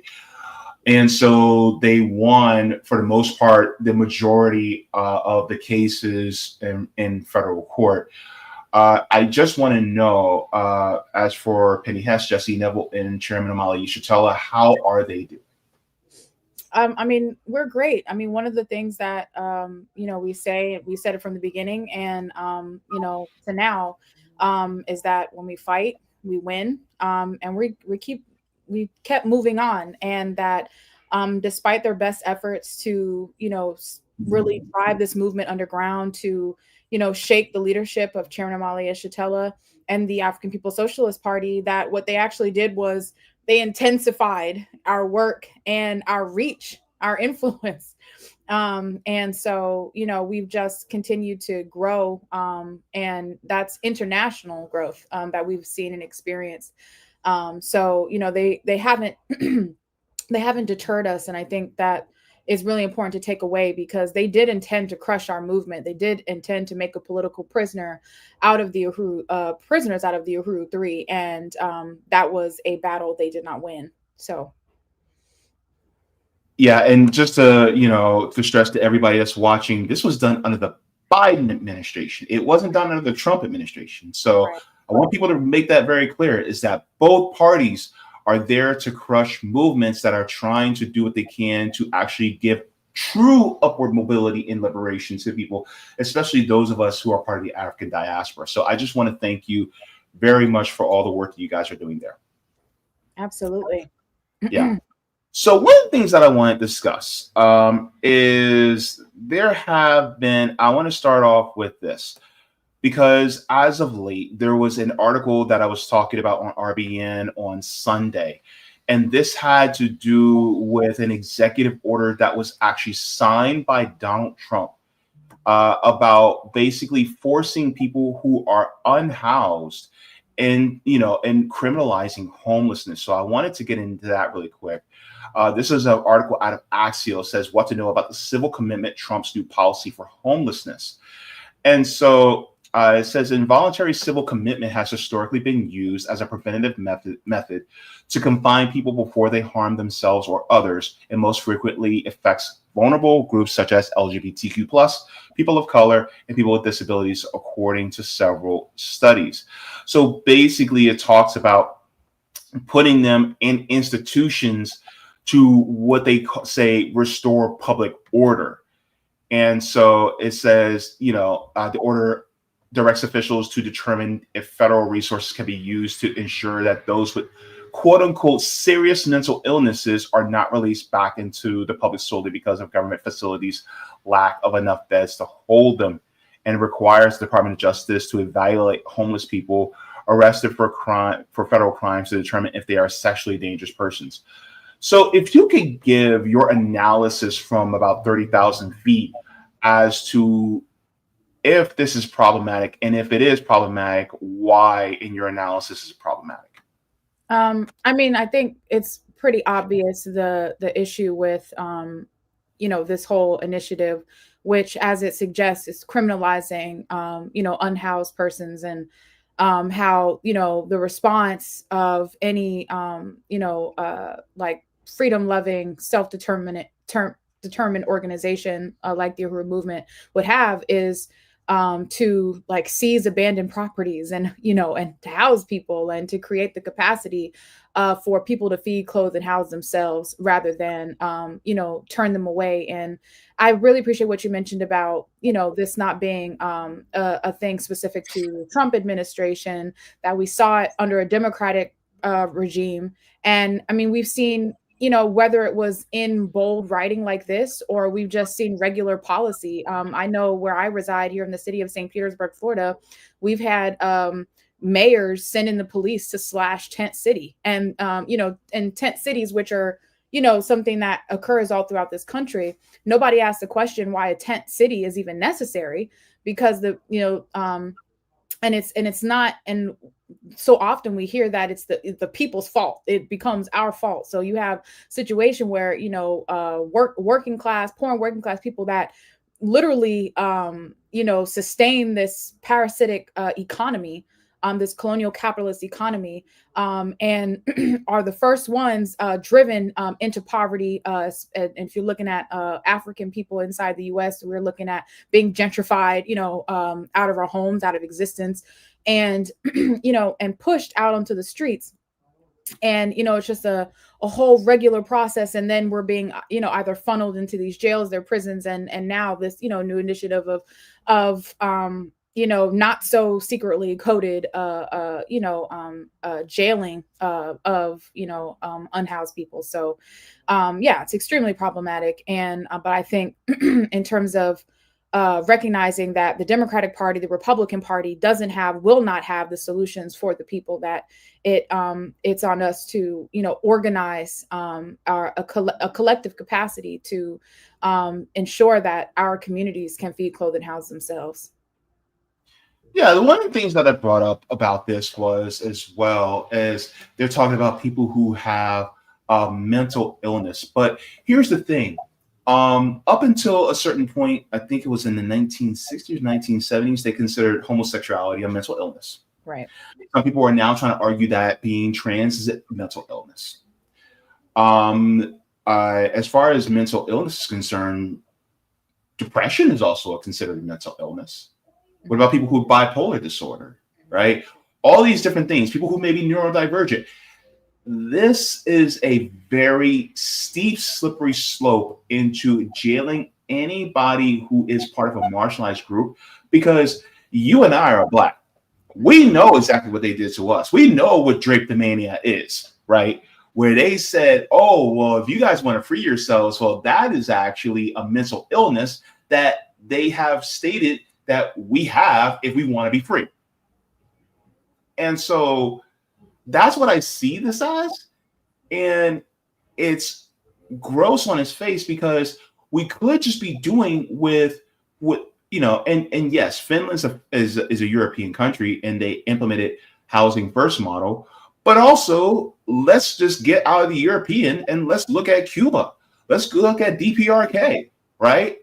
Let's look at China and what they're doing. Like, they're literally canceling out and ending homelessness. Burkina Faso, I just had Miss Andrea on. We were talking about Burkina Faso. President Ibrahim Traore is actually building housing for the people without them having to be paywalled to have a roof over their heads. And it's like, if Burkina Faso can do that, why can't we?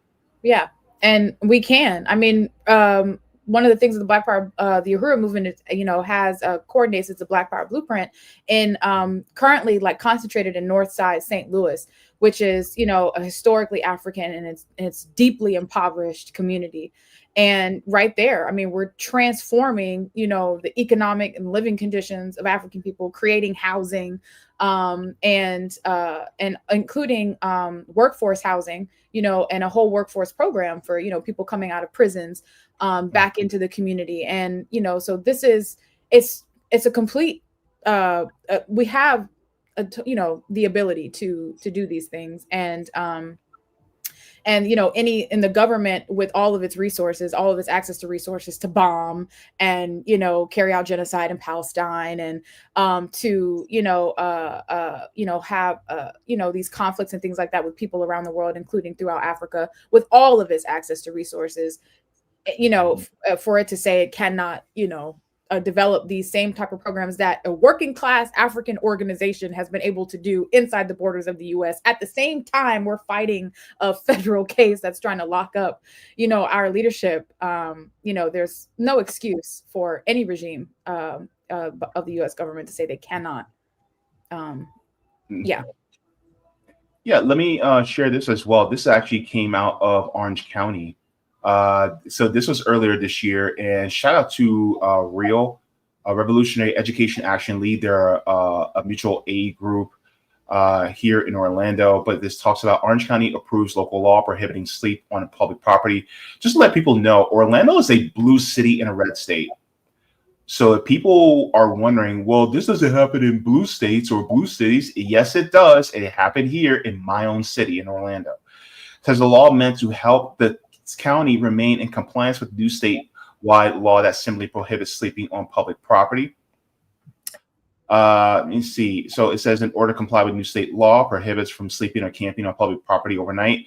Orange County leaders on Tuesday formally passed their own local version of the law in a 4-2 vote, with newly elected Commissioner Kelly Simrad and Commissioner Maribel Gomez Cordero acting as the lone dissenters. And so it talks about how Ron DeSantis was also pushing this as well to criminalize homelessness. There was a city ordinance in the city of Orlando as well. I'm blanking on the number, but that also happened.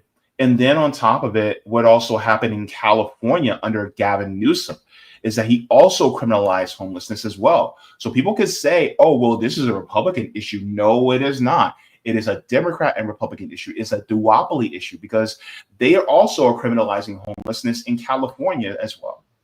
Yeah, I mean, historically, the Uhuru movement has organized and been in like Oakland, California, and throughout the Bay Area. And we had the Measure O, housing campaign. If you look into, any online archives and look up that the Measure O housing campaign led by the Uhuru movement, and you see some fierce struggle there where we literally did seize abandoned properties to house people.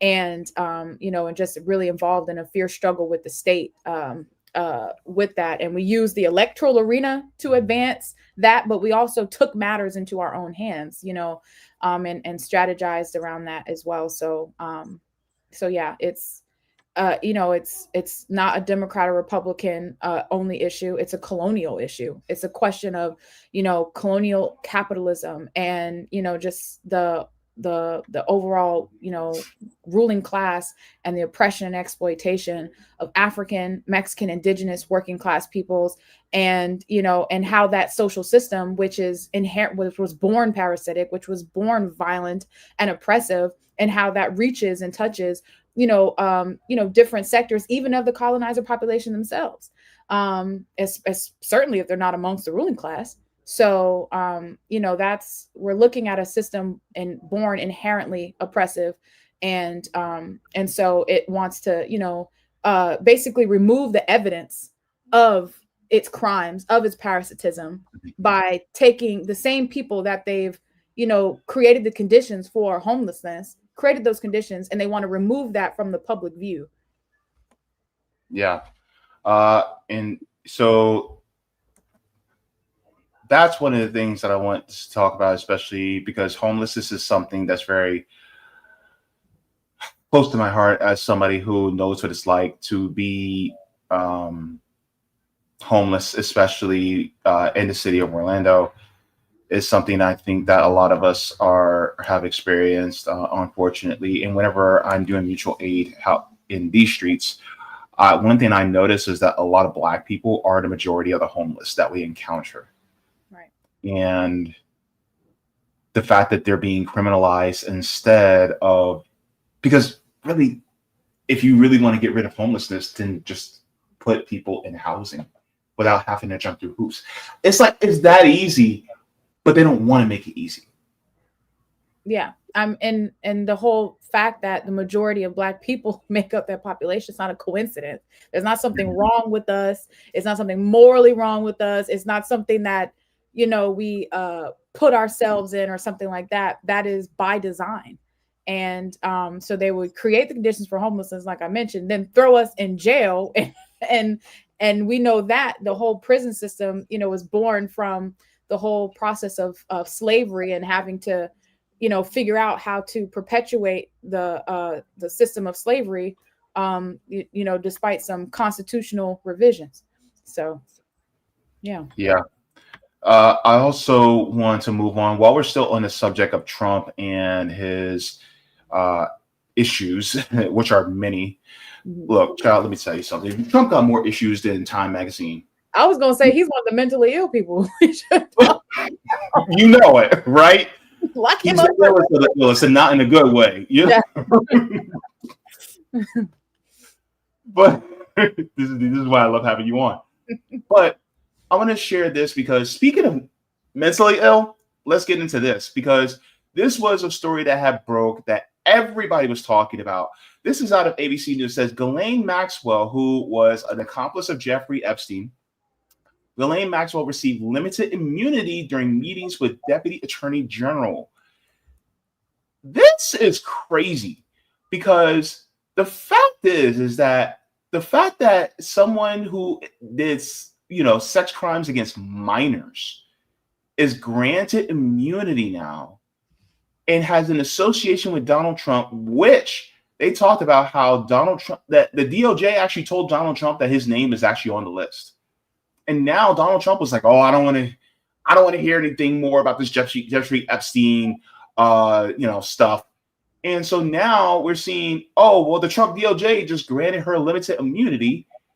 That's wild to me. I'm not sure how closely you've been following this, but what is your thoughts in regards to them or limited immunity now? Well, I mean, none of this stuff becomes surprising.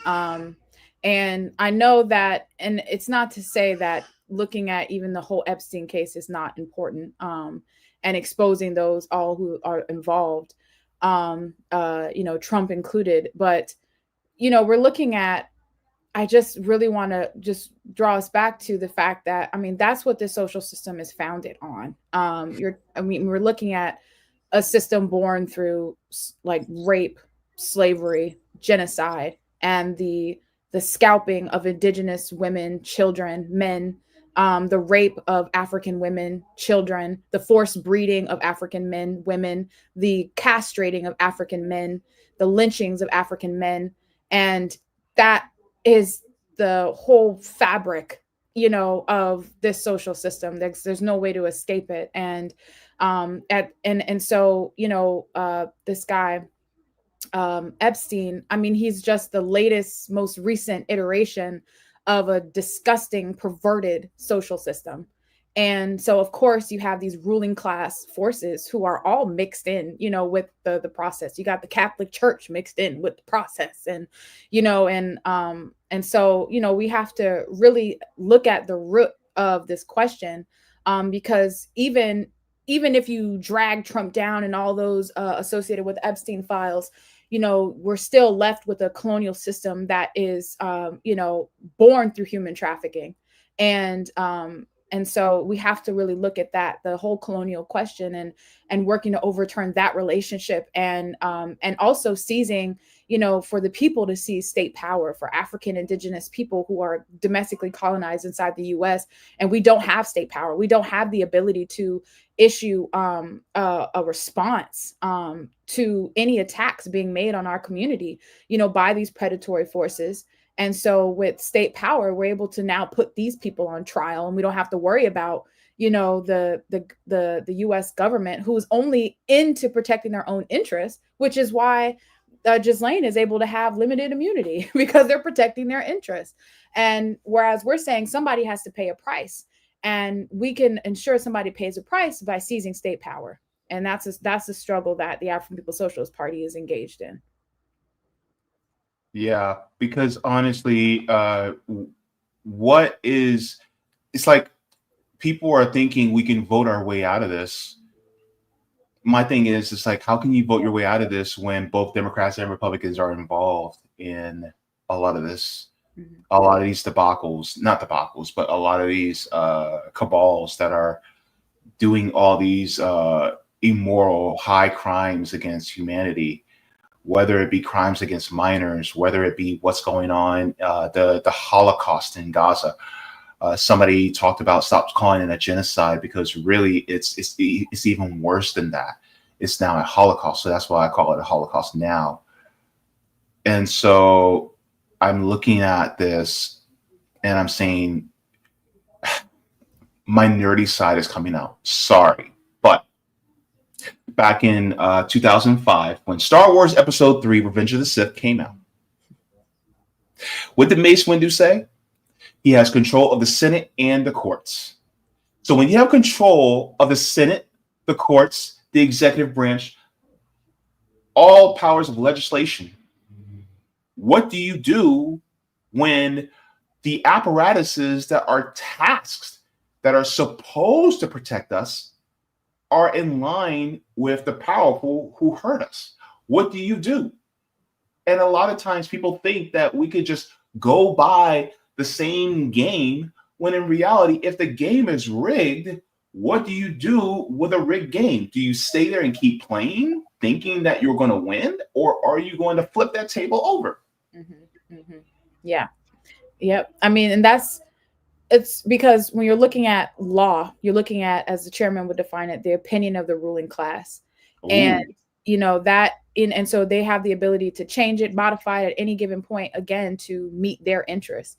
And it's an illegitimate law because it's the same law that was developed to legalize our enslavement and to make illegal, like, our ability to run away from the plantation and run and not be slaves anymore. That this was a process that was legal, then turned illegal, inside this country. And over time, we've seen, these laws change and be modified, like I said, at any given point to meet those interests. And even looking at like the Uhuru 3 case, which we have, we were found not guilty of being Russian agents, but there's still this bogus conspiracy conviction that we have to fight. We're working to get these charges dropped. And one thing that the chairman was summing up from the beginning is that they're using their law to make a political struggle against us, because they can't fight us ideologically.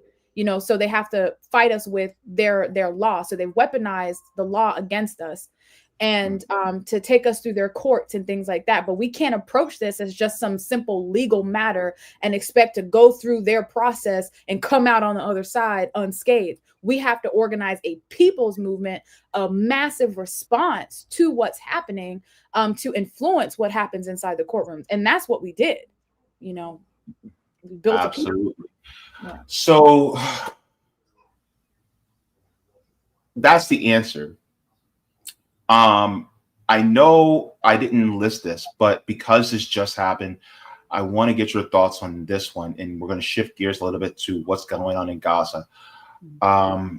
There was a freedom flotilla that was on its way to deliver supplies to the Palestinian people who are being systematically starved to death by Israel as we speak. And that freedom flotilla, the name was oh my goodness, I'm blanking on the name. I cannot believe it. I'm so embarrassed. The Mandala.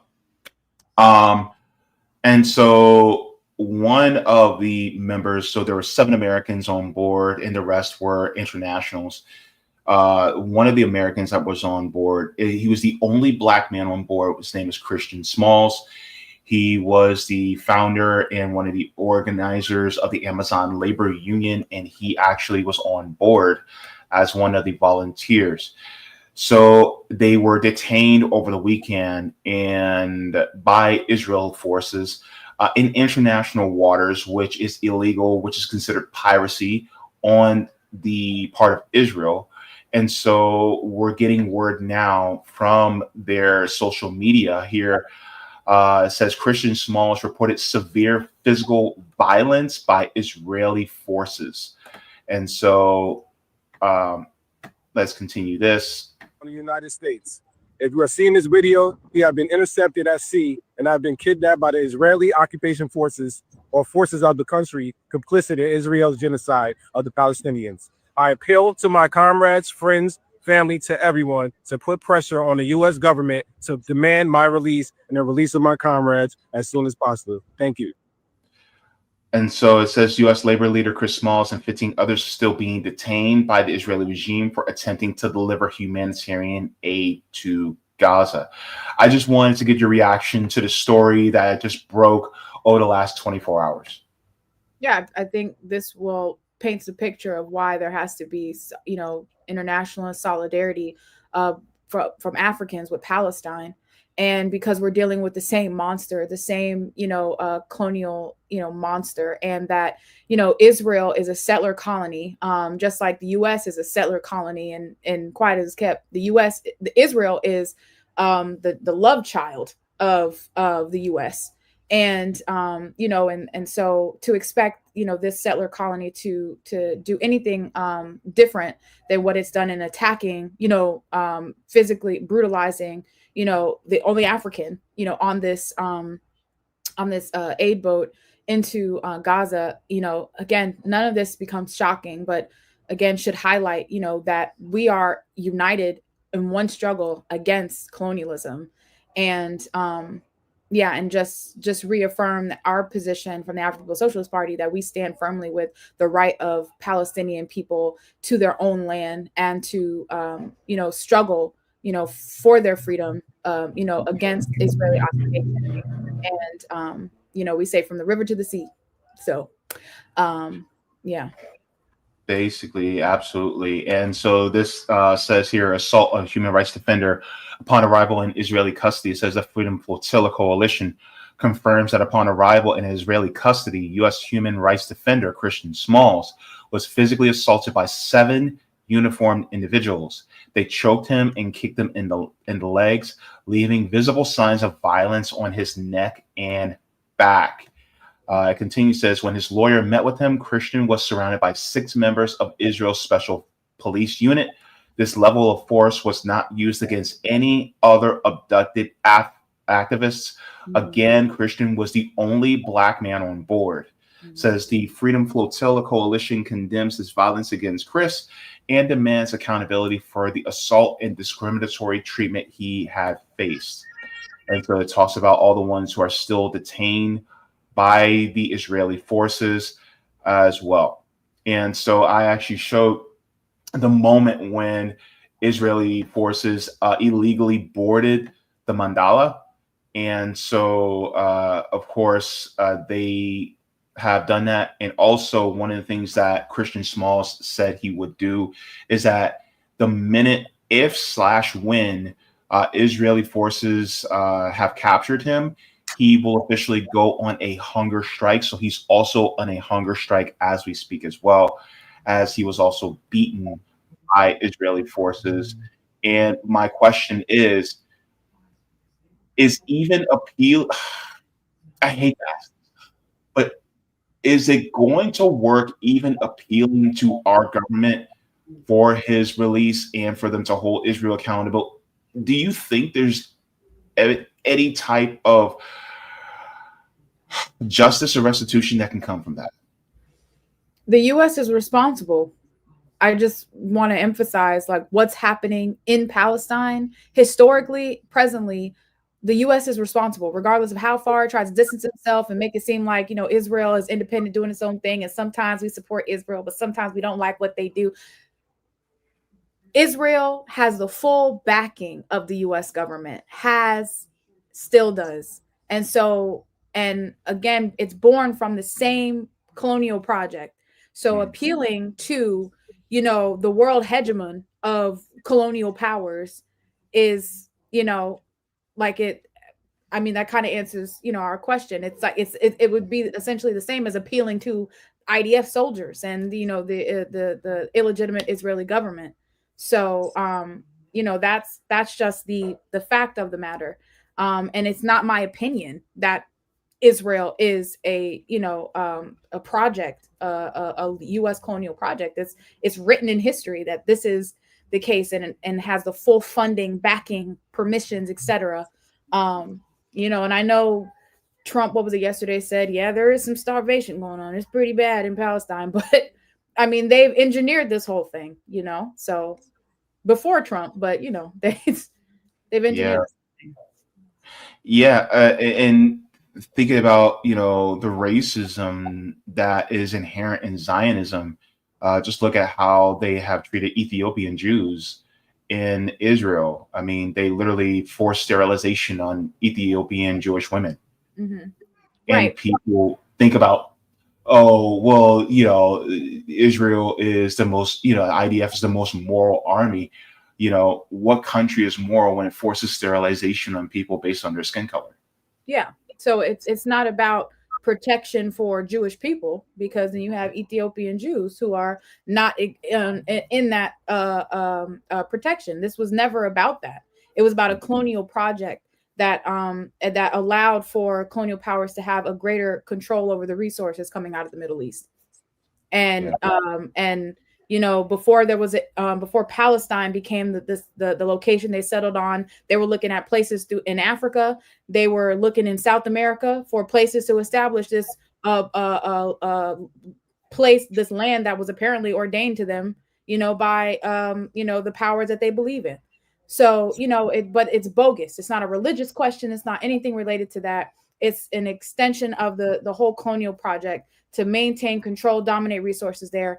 And unfortunately, Palestinians were there in Palestine. And so they have to remove the evidence of Palestinians. They have to remove Palestinians completely off their land in order, similarly to how they've near decimated the indigenous peoples of what's now known as the US.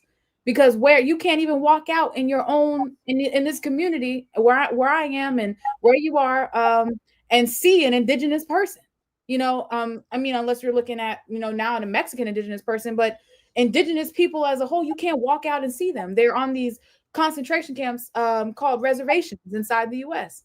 And that's what they're, you know, trying to do to Palestine, effectively nearly decimate the you know, the original inhabitants and to settle this place there. And they've used the guise of religion and the history of the Holocaust and the persecution they experienced in Europe to justify, you know, what they're doing to, you know, African and Arab, you know, people.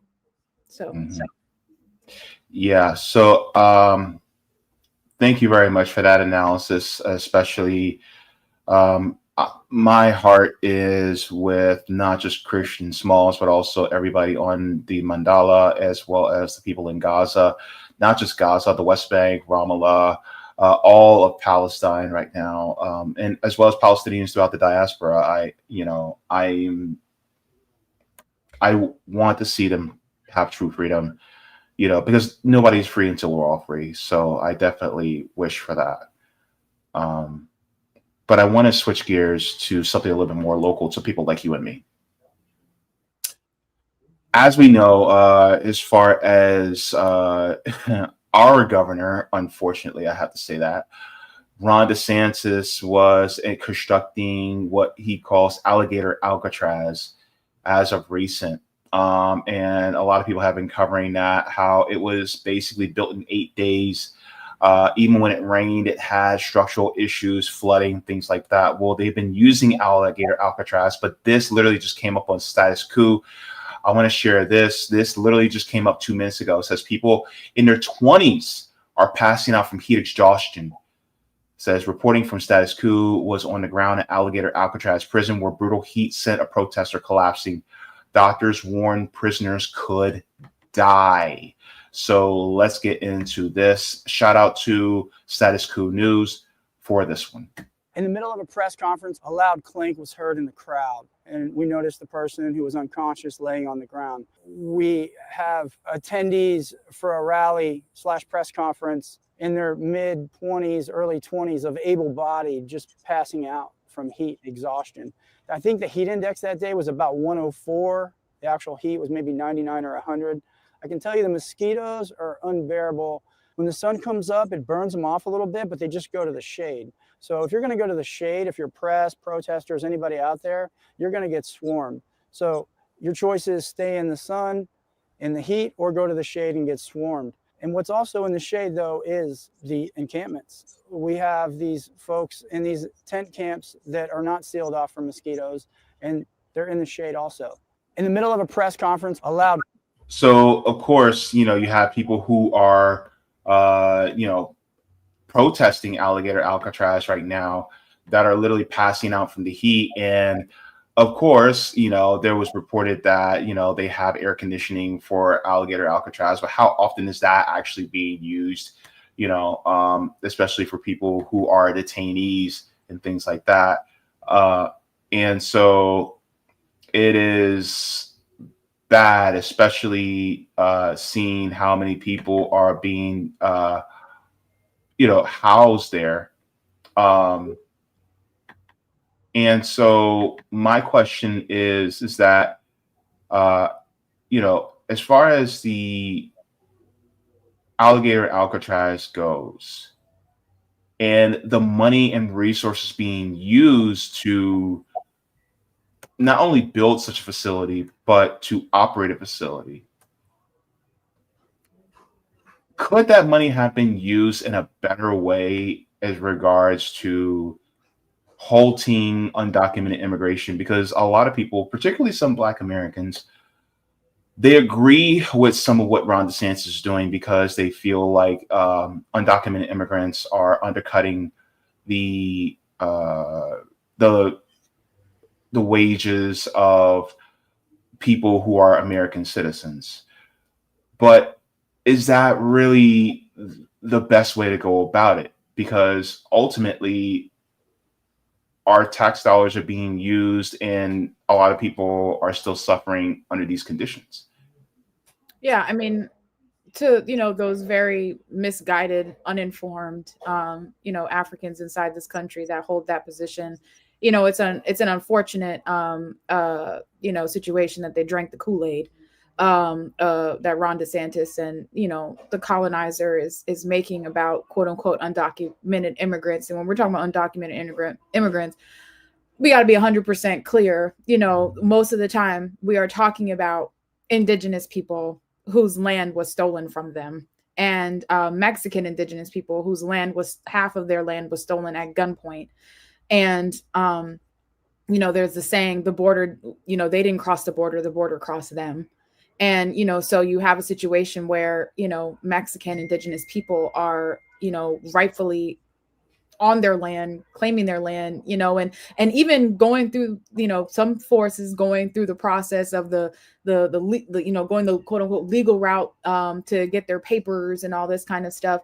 But we again just have to assert that this whole thing is illegitimate, and immigration law and all this stuff is illegitimate. I mean, here's the colonizer. Nobody's holding these North Americans, these white people from Europe accountable as being quote unquote immigrants. They're not going through jumping through no hoops, and they're not the ones in alligator Alcatraz.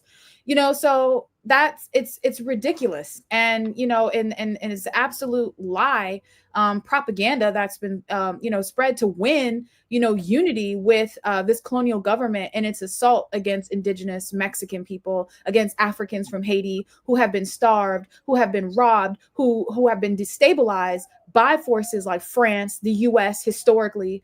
And and it's a ridiculous notion. Of course, those resources. I mean, we opened up this discussion talking about how they're trying to round up unhoused people and put them in a different flowery word for a prison. So we're talking about, could those resources be? Absolutely.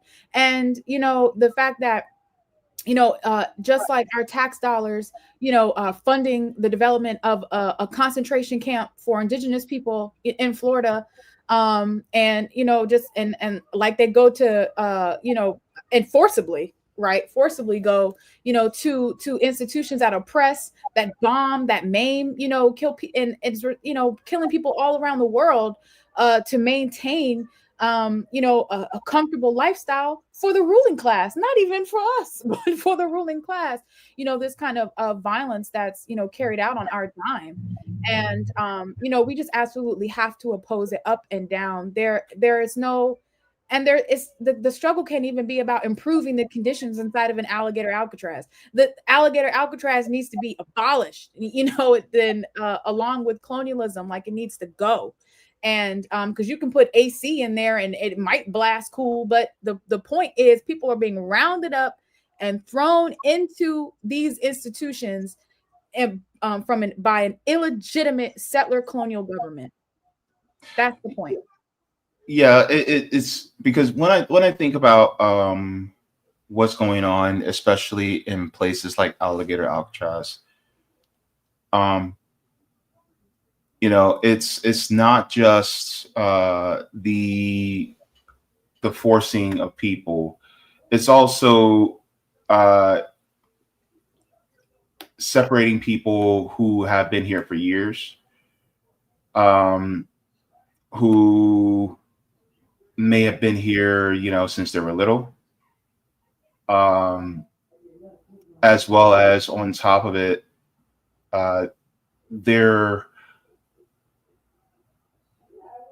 my question is like, if you want to go after people who are bringing in people who are undocumented, then why aren't you going after the business leaders? Why aren't you going after the people who are in charge of these corporations that are doing it? But they don't want to. And one of the things I remember is that Donald Trump, when he was going to do this mass deportation that he was talking about, he did a heel turn on the ones who work in agriculture.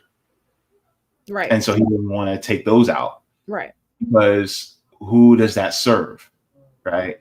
Right. So even when it comes to his own promises of mass deportation, he couldn't even fulfill that promise, as horrible as he is on that.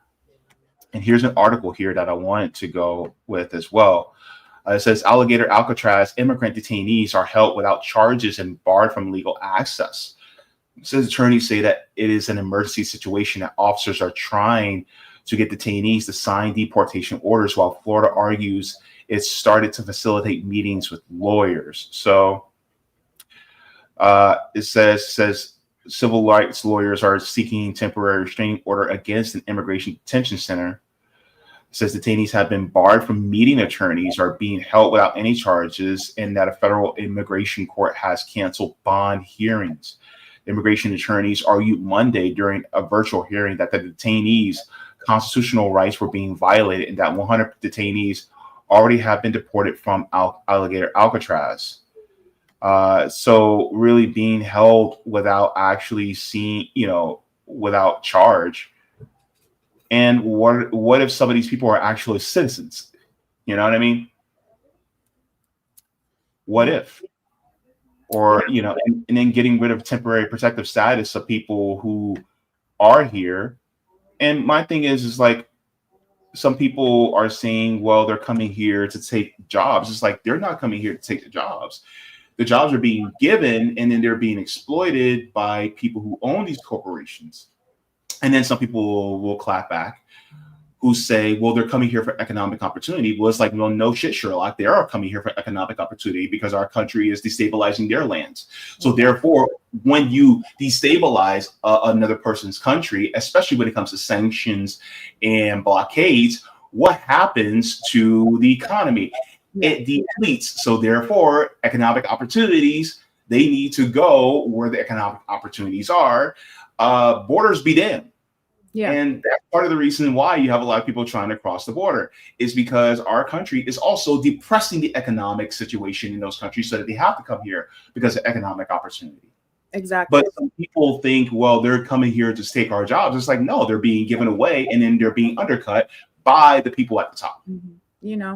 It's really ironic that the colonizer suddenly has a problem with people coming over and taking their jobs, as if they did not steal Black people from our homeland, bring us here to do the jobs they did not want to do themselves. Now it's all of a sudden a problem after we done built the economy, after they done made their wealth and have generated enough to pass it down to future generations. Now it's a problem. People come taking their jobs. So, but you know what? But you know what? A lot of the white people who couldn't afford a slave, guess what? They also had a problem with us. They had a problem with our ancestors, because once we got freed, because the 13th Amendment doesn't truly abolish slavery, but once we got freed, they didn't want us as well, because they were saying that we were stealing their jobs. It's the same old tired narrative. And and the fact is, again, this whole concept even of immigration is illegitimate, when you are not indigenous to this land. This is again the opinion of the ruling class, this law, immigration law. So the ruling class comprised of the colonizers who came here from somewhere else and then scratched their original name off and then called themselves something else and then confuse and have use history as a sort of amnesia inducer so that people would forget the inception of this colony right here. And then would characterize the original people, the original inhabitants of this land as illegal. And like you mentioned, are responsible for and destabilizing.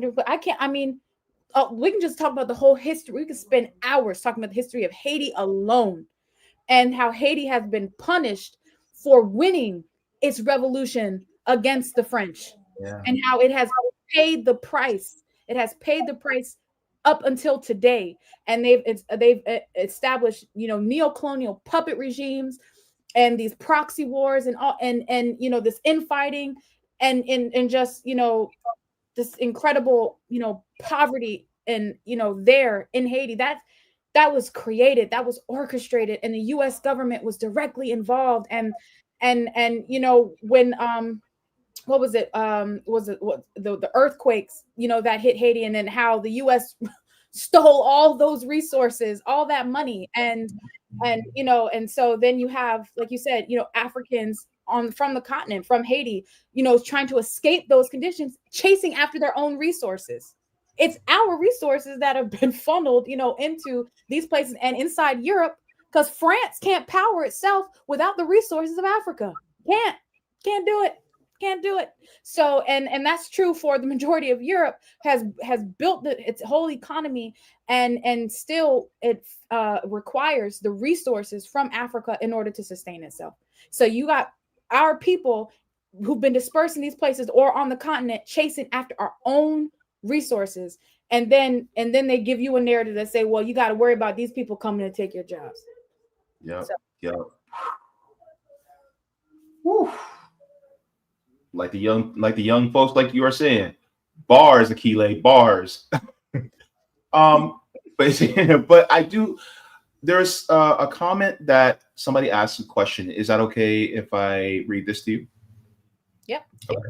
So this is from Michael Pan. He says, Akile, what is your advice to Philip Scott, who is very focused on cash payment reparations for Black American freedmen of chattel slavery when universal policies are being intertwined with money? Well, in the African People's Socialist Party, we have a whole history around this question of reparations. And, it was actually through the work of Chairman Amali Shitella where reparations really became a household word in this country, because he set out in 1982 to make that, the reality, and to not make it just something that's discussed in classrooms or courtrooms, but to make this a demand grasped by the people, and, has put reparations in actual practice today. We have an entire component of our movement, the solidarity movement, of white people whose responsibility it is to go into the white community to win reparations to support the economic development programs by and led by the African People's Socialist Party that's transforming the lives and material conditions of African people. And so for us, reparations is not some abstract concept, and it's not something we have to go to the courtrooms and ask for them to give us, et cetera, but it's something we've made happen. And just in terms of, what reparations looks like, I think ultimately that has to be defined by Black people ourselves.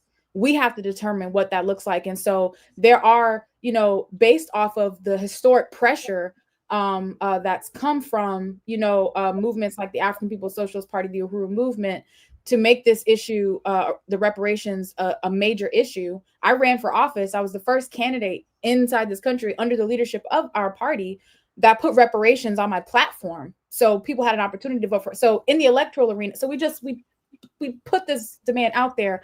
And so you have, governments and individuals who are like latching onto it, but they want to define it themselves of what reparations gets to look like. And this is what you got to be okay with. But Africans ourselves will define what reparations looks like. And that might look like a check, might look like a mass infusion of capital inside of our community so that we can develop different institutions. It might look like the return of land that was stolen from Black people. It could look like, like I'm thinking Tulsa, I'm thinking Move in Philadelphia, I'm thinking Rosewood, I'm talking right here in St. Petersburg, Florida, where they destroyed the gas plant district and put a baseball dome. And we said we want that land back to build our community. So these are the different forms that reparations can take. We defined it. And so I think that's important. And I just want to challenge, just this notion, because people coming up with all these new characterizations for Black people inside the US now, but we are one people. We are one African people who have been forcibly dispersed. And just like white people called themselves different names to this, and forgot where they came from, they also erased our identity and called us a different name. They call us African Americans or Black Americans right here inside the US. And in Europe, we're Afro Brits, Afro Swedes, and then we're Haitians, Jamaicans, and then in Africa, we're 54 different countries that were carved up by Europeans, and we had nothing to do with it. So we're over here calling ourselves different names, and the reality is that we are Africans, forcibly brought to this land, domestically colonized. And so when we talk about reparations, we demand reparations for African people. And that's African people throughout the diaspora, because what has Africa lost as a consequence of us being captured and brought here against our will? Because I saw that characterization of, Black American freedmen, et cetera. And I know that has a certain kind of association that we don't unite with in terms of distinguishing, Black people inside the US as different and separate from Africans around the world. Of course. Thank you very much. And also this one is from Roger Meadows. He says, JB, isn't she in Florida with the rest of the Uhuru movement? Is that so? Then Orlando, RBN, Mutual Aid should get together with the Uhuru to push, basically talk about ballot initiatives, because we are a ballot initiative state. Okay. Are you in that zone of also pushing for ballot initiatives? I know they made it a little bit more difficult here in the state of Florida as well for ballot initiatives, but there's some things that probably could be done through direct democracy. Yeah, I mean, we think, we believe in using the electoral arena to advance, our agenda. I just mentioned I ran for office, so that's definitely something, we would be open to. And I know we have a party unit right there in Orlando as well. So we got comrades that can connect, and, if it aligns, then yeah, we can work together. All right, cool. I will make sure that y'all get my details and we can talk. But look, it was a wonderful conversation. I wanted to stick with my promise of 45 minutes. Look, I hope that I don't wait too long to have you back on, because I love having our conversations. And so you are a bright person in a dark spot of Florida. So thank you so very much for coming on. Please give my love and greetings to everybody part of the Uhuru movement. They are doing wonderful things and helping all the people, especially, throughout the diaspora. So thank you so very much for coming on. Thank you again for having me. It's an honor, and we appreciate, just how steadfast and supportive you've been over these last couple years. It's always a joy to be on your platform, and we really appreciate you using it to, amplify discussions like this. So we're winning. Yep, definitely. Thank you so much, Ms. Akile Anai. Take care. You too. Bye-bye. All right, guys. So thank you so very much for sticking around for that one. Please go ahead and give a like to the stream, as well as, if you have not, go ahead and subscribe as well. We talk about these things as much as we possibly can, and it is a worthwhile conversation, especially. What I'm going to do is I'm going to check on the Rumble side to see if we have any comments from that, as well as I'm going to go into the comments for the YouTube. So we're going to be getting into that as well. So let's go into that. Let me check the Rumble side first. Ooh. Uh-oh. Okay. Looks like we're good on the Rumble side. Perfect. All right. And now let's go into here. Let's go.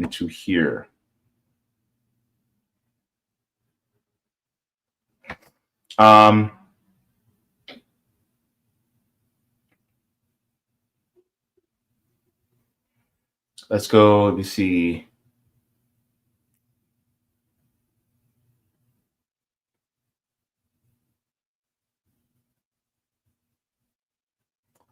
Let me go up just a little bit further. Oh, my brother from another mother, KD Lewis, is in the chat. Good to see you, bro. He said Mace knew he had to take that POS right out of there. Mace. Who are you talking about? Talking about Mace Murder? The rapper? I don't know. Thank you so very much for that. Let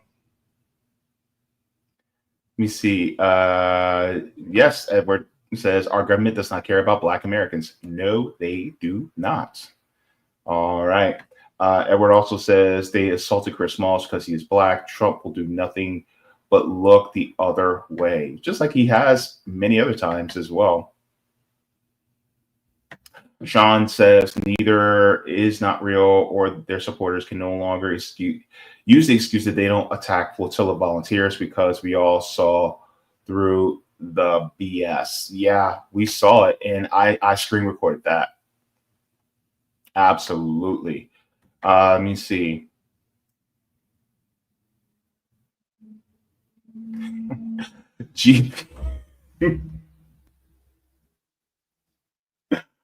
GP says AC is a need if you are in prison. Man, Skeletor wasn't even this bad. Are you referring to Rick Scott? Are you calling Rick Scott Skeletor? Because I always called Rick Scott Fire Marshal Bill. If you know, you know. Rick Scott is an ugly man. Anyway, but yeah, thank you very much for that. Let me see.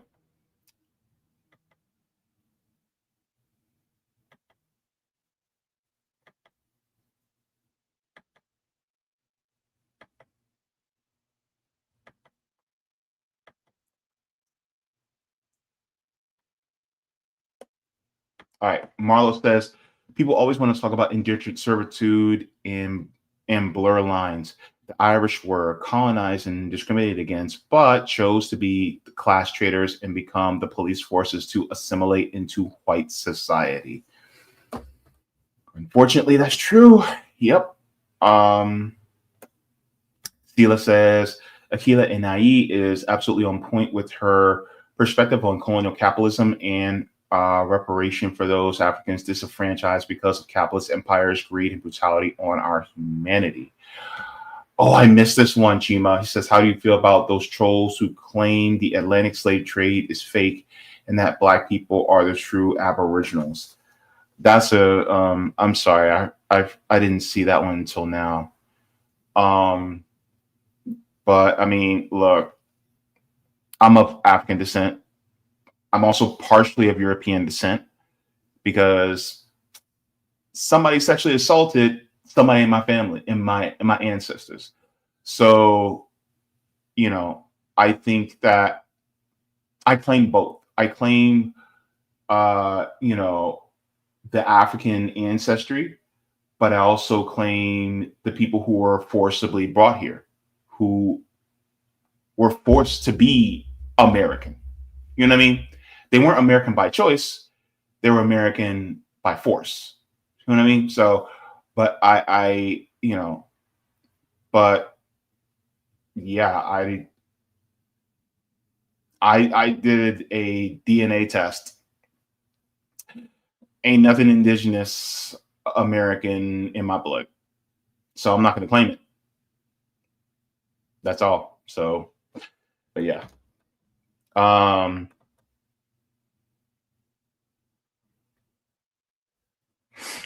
Roger says, Uhuru and Orlando are began running CVIs. I can offer my services. You know, Roger is selling his body for the people.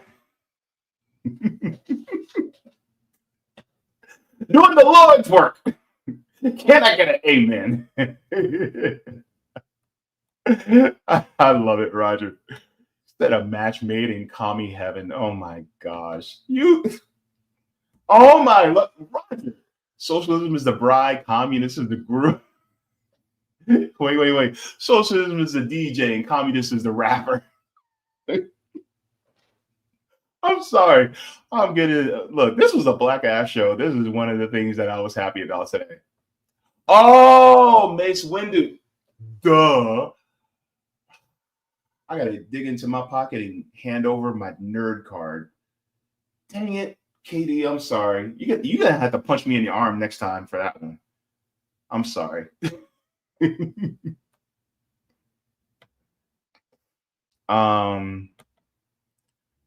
All right, so talk about Mace, and I'm thinking about Mace murder from Bad Boy. Oh my God! So now it makes sense. Mace knew he had to take that POS right out there. Yeah, he did. Of course, Anakin, his scared ass. Yeah, I said scared because fear leads to anger. Anger leads to hate, and hate leads to suffering. So yeah, Anakin was scared. My. He turned to the Sith tonight. Let me read this as well before I move on to our final segment. Thank you very much for this. Roger says Burkina Faso. Actually, let me finish this. I'm sorry.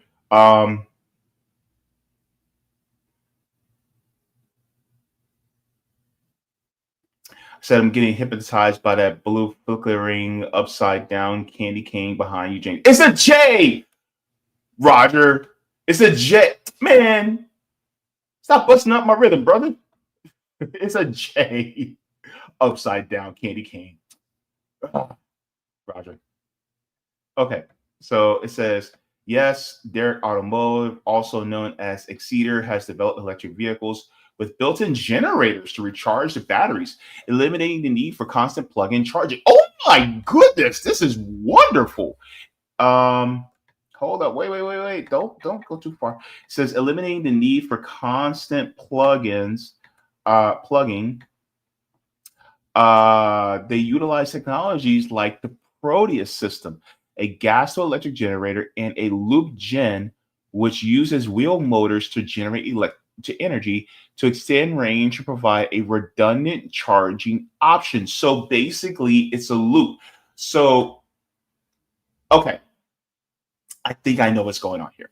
So basically, it's as the battery powers the engine to turn the wheels, you also have turbines or generators in the wheels that also create electricity in the wheels and then recharges the battery as the battery's being used. Look, see, this is one of the best parts about technology is that we can actually do these things, and it's a feedback loop. It's like you charge once and then it just recharges itself. It's basically having an alternator, but instead of having one for the car, you have 4 in each tire. So it recharges the batteries as it goes. Man, let me find out. All right. And Roger, you can check my math on that one. But it says the Proteus system, the system uses a generator powered by a fuel-efficient engine like a counterpoise engine to produce electricity that charges the vehicle's battery. Loop Gen technology. This technology utilizes electric wheel motors to generate electricity, which is then used to recharge the battery packs, right? Okay. It says purpose. These technologies aim to provide an alternative to traditional plug-in charging, offering increased convenience and potentially reducing reliance on the electric grid. Models are Derek Automotive has announced Models like the Proteus One, a self-charging SUV, and the Exceeder, a logistics vehicle that incorporate these generator technologies. Self-charging, the Proteus One in particular, is designed to have no charging port. Oh my gosh, no charging ports, relying entirely on the Proteus generator for recharging, according to Derek Automotive. What if, hold on, wait a minute. What if you're on a hill? Maybe my brain's just working right now. But what if you're on a hill and you ran out of power? But to charge the car, you put the car in neutral and you just let the car roll down the hill. And as the wheels are turning, it starts to produce electricity. And then as it produces electricity, even just a little bit, it sends that to the battery. And then you can turn the car on and start driving. And then it starts spinning the wheels more and then starts to produce even more electricity. Meaning you don't have to take electric out of the grid, which would also save the environment, because a lot of these not reactors, but a lot of these power plants use fossil fuels. So then you're not using this much electricity, which also ends the dependence on fossil fuels, which means that if there's no dependence on fossil fuels, then we wouldn't have to fight wars abroad for oil. But then we're using the batteries instead of using lithium. We're using things like graphene and hemp, which could be grown here in the United States. So therefore, if you're using that, then we don't have to fight wars over resources. In fact, we have the resources here at home. So therefore, there's no need to go abroad to do colonialism or imperialism.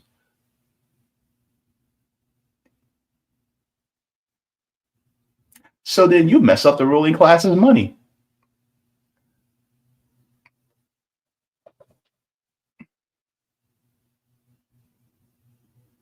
Roger, my brother.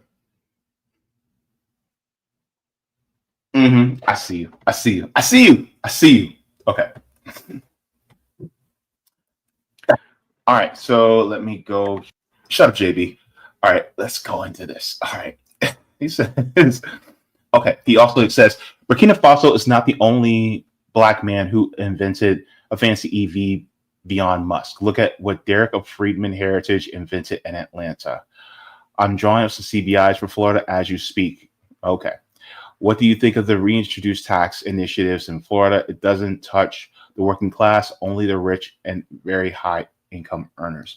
Look, just by that short explanation alone, I'm on board. I just gotta, the devil's in the details, but in this case, the angel's in the details. So I'll take a look at that.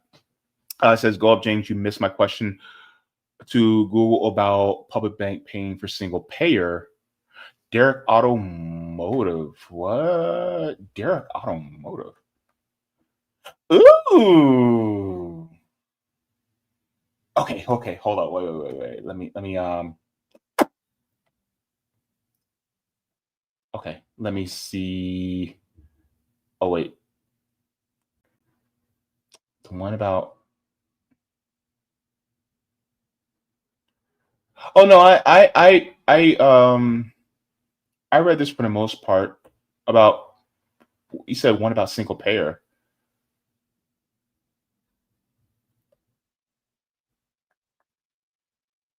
I read the one about transit, free transit. Oh wait, hold up. Did I miss this one?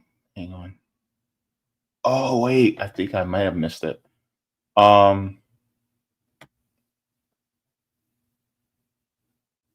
What's this? Oh, okay. Yeah, you're right. Okay, it says, yes, in principle, the surplus generated by a state public bank could potentially be used to help finance a state single-payer healthcare program. Here's why. Public bank profits. Public banks, being owned by the state, operate with the goal of serving the public interest rather than maximizing shareholder profits. When they generate a surplus profit from their operations, like lending money or investing state deposits, those funds belong to the state. State funding for healthcare. Single-payer healthcare systems are typically financed through public funds, often generated through taxes or other government revenue streams. If a state decides to operate a public bank, the surplus it generates becomes another potential source of revenue for the state to allocate its various programs and services, including healthcare. All right. Let's see. Okay, it says, however, several important factors needed to be considered. Legislation and regulation. States considering such an approach would need to establish a legal framework and allow for the creation and operation of a public bank and explicitly define how its profits could be used. These regulations would need to address the bank's mission, governance, investment policies, and how any surplus will be distributed or reinvested within the state. Financial stability and risk management. Public banks, like any financial institution, can carry inherent risks. Before diverting funds to other programs, the state would need to ensure the bank's financial stability and establish a sound risk management practices to protect the principal investment and ensure long-term sustainability. Potential competing priorities. A state might have other priorities for its public bank's surplus, such as infrastructure development, education funding, or addressing other social programs. Decisions about how to allocate these funds would likely involve political debate and depend on the state's specific needs and priorities. I say we just vote on it. It says impact on existing financial institutions. Introducing a public bank into the state's financial landscape could impact existing private banks and credit unions. State governments would need to carefully consider this potential impact and explore ways to foster collaboration rather than competition between public and private financial institutions, according to the Seminole County Democratic Party. Ultimately, the feasibility of using a public bank surplus to finance the state single-payer healthcare program depends on a complex interplay of legal, economic, political, and social factors specific to each state. Okay. Thank you very much for that, Roger. Yes, and I am sorry I missed that. And this is just interesting. I should do a show on this because I think this is kind of cool. Though I am hugely in favor of mass public transit, I very much am. But I think this is just cool. So this is Derek Automotive. So they make beyond plug-in recharging. Electromotors is introducing an exciting new generation line of electric vehicles that will have multiple recharging options instead of the only option being plugging into the electric grid. The 2024 E4 will use a revolutionary recharging technology we call loop gen charging, along with fuel to electric recharging from our patented Proteus generator. The developing loop gen system incorporates generators, motor on the wheels, and a new patent-pending circuitry managed by artificial intelligence that regulates the recharging of the vehicle's battery packs. Our first generation design uses a stackable 20 kilowatt module that makes 391 feet-pounds of torque. 3 modules stacked together, about 12 inches long, will make 60 kilowatt and 1,173 feet-pounds of torque. In short, Proteus system will be able to replenish kilowatts as fast as they are consumed in driving the vehicle. We acknowledge that there is no such thing as cars having perpetual motion, but our new vehicles will be as close to free energy as can be. Wow. Wow, wow, wow.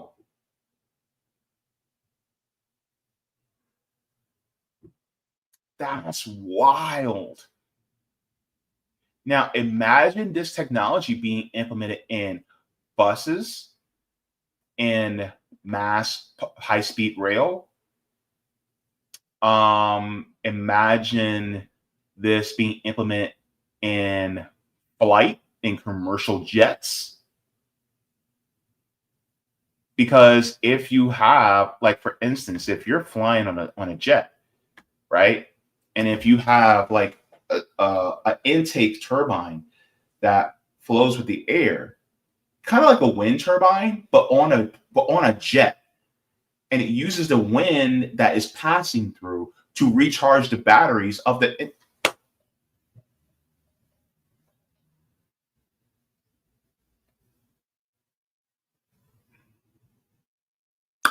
I'm just thinking out loud, folks.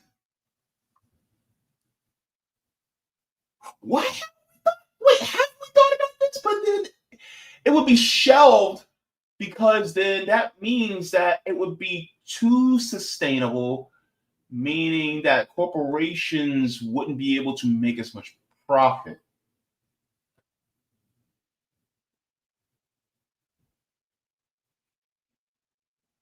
I'm just saying, Bob. I'm just saying. I'm just saying what I'm just saying. Okay. All right. So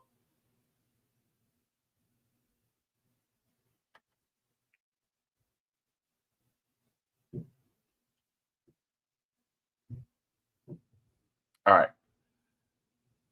So let me go into the next one. So thank you very much for all that, Roger. Let's get into the final one. So, of course, we talked to Miss Andrea Rosario-Gborie about Africa, her reporting in Sierra Leone, as well as the Sahel states.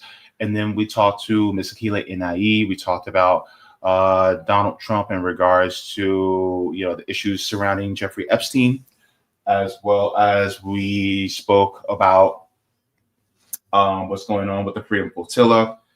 And we talked about what's going on with Ron DeSantis and Alligator Alcatraz. But next, we're going to be talking about Trump once again. But this one is going to be about cryptocurrency and why it is hurting / harming Americans. And we're going to be getting to that right now. So, crypto chaos, how cryptocurrency is harming Americans. So we're going to be getting into that. I'm going to be real with y'all. All the crypto bros that have been coming into my comments on Twitter and saying, well, but JB, crypto is the future. It's going to liberate us because you don't have to depend on the dollar anymore. And I said to myself, this is not what it cracked up to be. It's not, because you still have it. Yeah, technically, is it decentralized? Yes, but at the same time, there's going to be, you still have exploitation that could still play a factor. As long as exploitation still plays a factor, you can have whatever currency you want. People are still going to be exploited in some way, shape, or form, and harmed in some way, shape, or form. The power has to be put back in the hands of the workers, right? Instead of manipulating the currency. And so with that, I'm going to give a shout out to Roger Meadows for this story, because this confirms what I've thought about crypto for a while. This confirms another factor about crypto that people just don't know about. And so this is one of those stories that I think really needs to be honed in on. A lot of people are going to think to themselves, well, you could still do this crypto and things would still work out well for people because they can invest. But ultimately, that's not what happened. And this is why I think it's so important that we get into this. So I'm going to share this video. I had it up, but I took it down because of my silliness, and my apologies for that. Here we go. So we're going to be doing a reaction to a video. So let me share this with you guys, and then we will pause in intervals because I think this is a really good video to take a look. It says, I live 500 feet from a Bitcoin mine. My life is hell. This is out of More Perfect Union. So let's get into this, and then let's discuss. I'm with the Browning family. I don't know if you can hear this, but this little noise meter tells me that there are unhealthy levels of noise.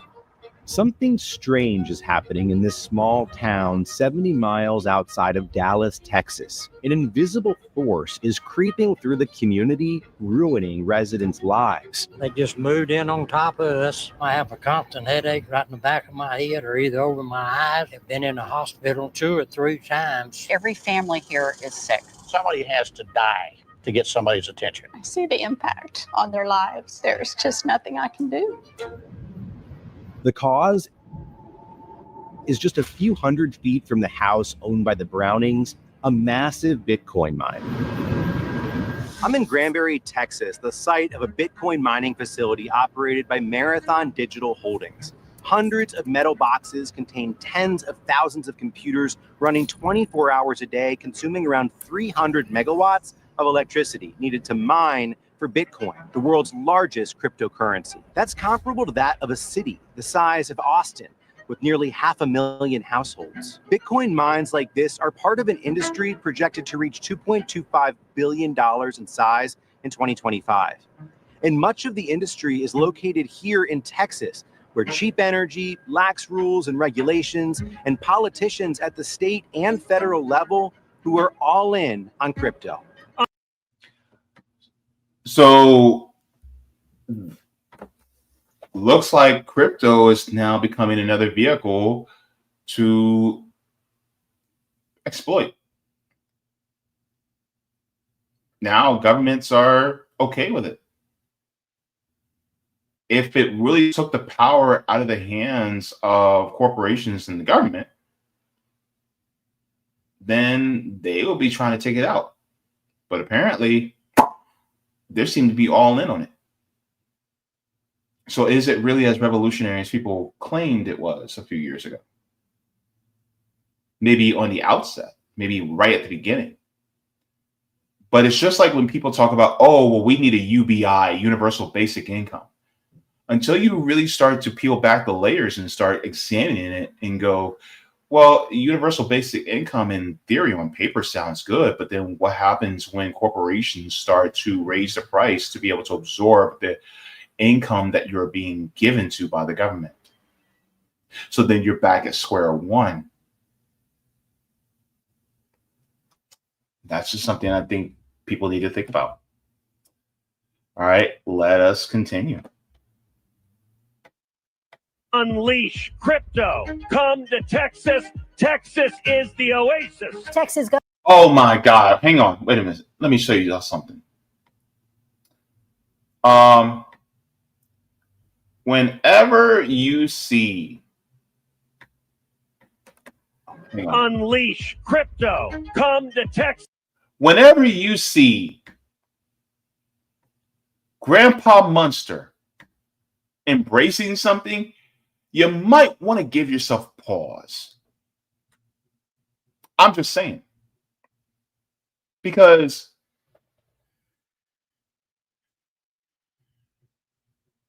somebody's about to get screwed. Better get your garlic and your cross ready. I'm just saying.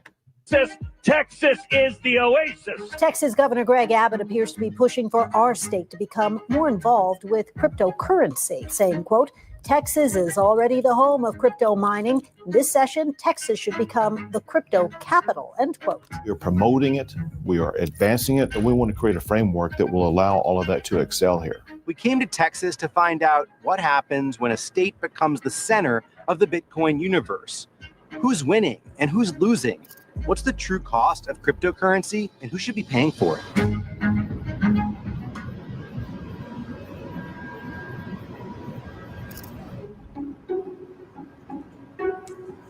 So I went to the window and I listened, and I thought, man, this is going to be a rough night. And it was. So it'd be a long day for me. You'd have to take a nap after a while. We don't have time for a nap. Not today.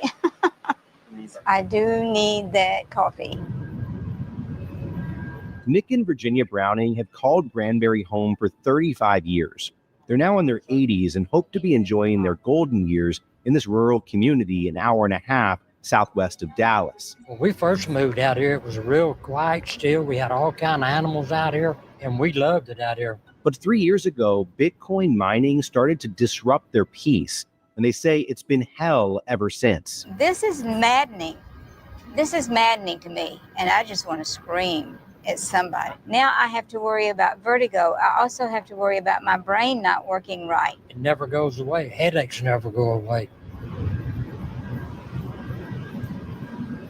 In Texas, the legal limit for noise is 85 decibels. Researchers have found that prolonged exposure can impact hearing and cardiovascular health, increase blood pressure and heart rate. Other potential risks include headaches, dizziness, and psychological effects. 85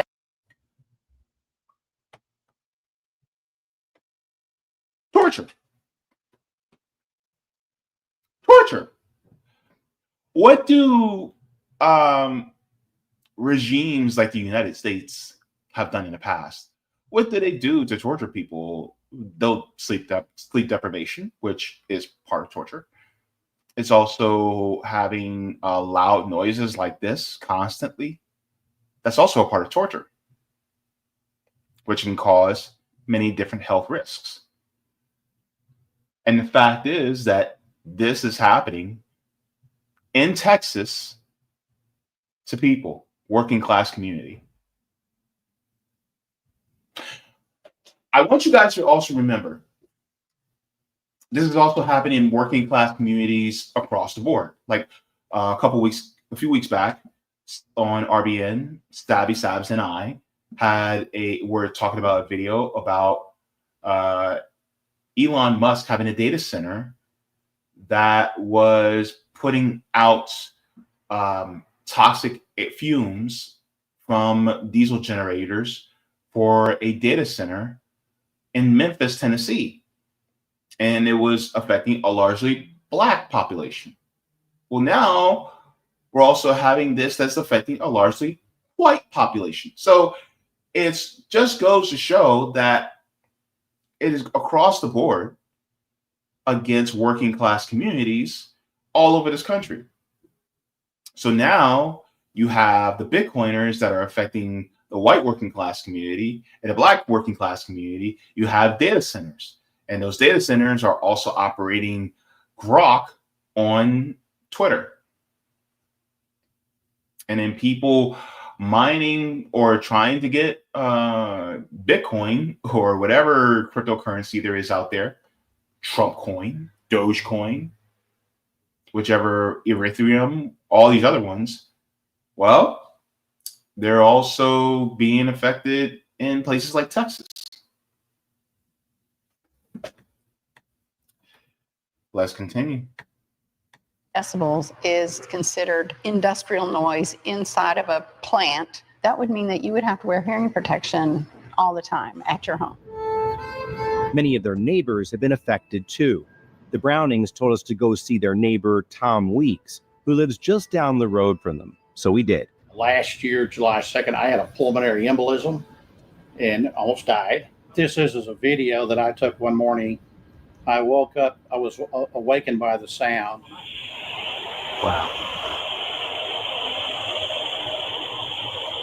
You know, that's our bedroom at, 2 o'clock in the morning. The idea that these billion-dollar companies that are profiting off of the backs of poor working people. Yes. Is that? It's disgusting. It's cowardly. It's disgusting. There's a certain amount of cruelty to that. It's a different type of noise pollution. It's not like truck traffic or anything like this. It's a special noise. It's a low frequency noise that is coming from these operations, and it is incessant. Cheryl Shadden has lived in Granbury for almost 30 years. Come on, let's all go. And has been leading her community's effort to organize and fight Bitcoin mining. As we're talking, you can hear quite a loud, constant noise all around us. 24/7. On a scale of 1 to 10, how loud is it right now? This is about an 8. So it gets worse than this. It gets worse than this. Remember the legal limit for noise is 85 decibels? And Cheryl showed us readings in her house into the hundreds. This is inside of my house.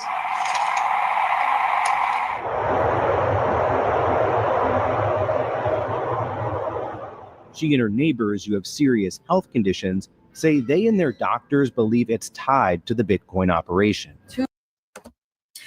So here you have the fact that you have a lot of people who their health is now being directly affected, all because of Bitcoin, all because of cryptocurrency being mined near their homes. But is it just affecting humans? No, let's listen a little further. Two of my horses are having a hard time keeping weight on. When the noise is really bad across the street, they're anxious and disturbed and fretful and worried. So it affects them as well. One horse died year before last. I'll never know why. She's been here her entire life and never had any illness or any problems. The mine in Granbury is owned by Marathon Digital, a Florida-based firm traded on the stock exchange. It's valued at more than $6 billion, with profits rising more than 13% this year alone. In 2022, Marathon leased space for their Bitcoin mine from Constellation Energy, which operates a gas and steam-fired power plant called Wolf Hollow 2 on the same site. We're sitting in front of the crypto mine looking at all of their miners. If you notice, this is the newer wall that got put in by Marathon Digital that's supposed to be sound suppressive, which it's not. You can see a big gap in it right here where there's power lines that run through. So it's not a continuous wall, and it certainly doesn't keep the noise in. But let's back up for a second. What the hell is Bitcoin mining anyway? Regular currency like the US dollar relies on a centralized bank which controls its supply. But Bitcoin is not a centralized currency. It depends on independent actors known as miners, which are simply computers that carry out complicated math problems to verify Bitcoin transactions and list them on a public ledger known as a blockchain. As a reward for their work, miners earn units of Bitcoin for crunching the numbers. The value of a Bitcoin stands at around $117,000, and the reward for mining decreases over time as the number of Bitcoin in circulation increases, making mining a lucrative business. It's made. So this is the appeal of Bitcoin, right? This is really the appeal of a lot of cryptocurrency, and cryptocurrency, particularly Bitcoin, is because basically one of the first, if not the first, is valued extremely high. So that's really the price of one Bitcoin is over $100,000. So if you have 1, 2, 3, 4 Bitcoins, that's a lot of money. Problem is that mining that is used, it contributes to the health of people within a given area, and we're going to get into that right now as to how that happens. The corporations that own the mining facilities very rich. Marathon Digital and Riot Platforms are two of the biggest whales. A team from Cambridge University estimates Bitcoin uses about 187.9 terawatt hours of electricity per year. That's more than the entire country of Egypt. Texas is one of the least regulated states in terms of environmental protections or energy protections for communities. That's Mandy DeRoche, an attorney with Earth Justice, a legal nonprofit that's representing the residents of Granbury and other communities around the country in litigation against Bitcoin mining operations. Bitcoin mining has other harms too, driving up energy costs for consumers, impacting communities' water supply, and pouring so much crypto money into politics that residents feel like no one is looking out for their interests. To explore all this, we traveled across the state to meet with people who are experiencing the impacts firsthand. So if you look at it, so like all currencies, who has control?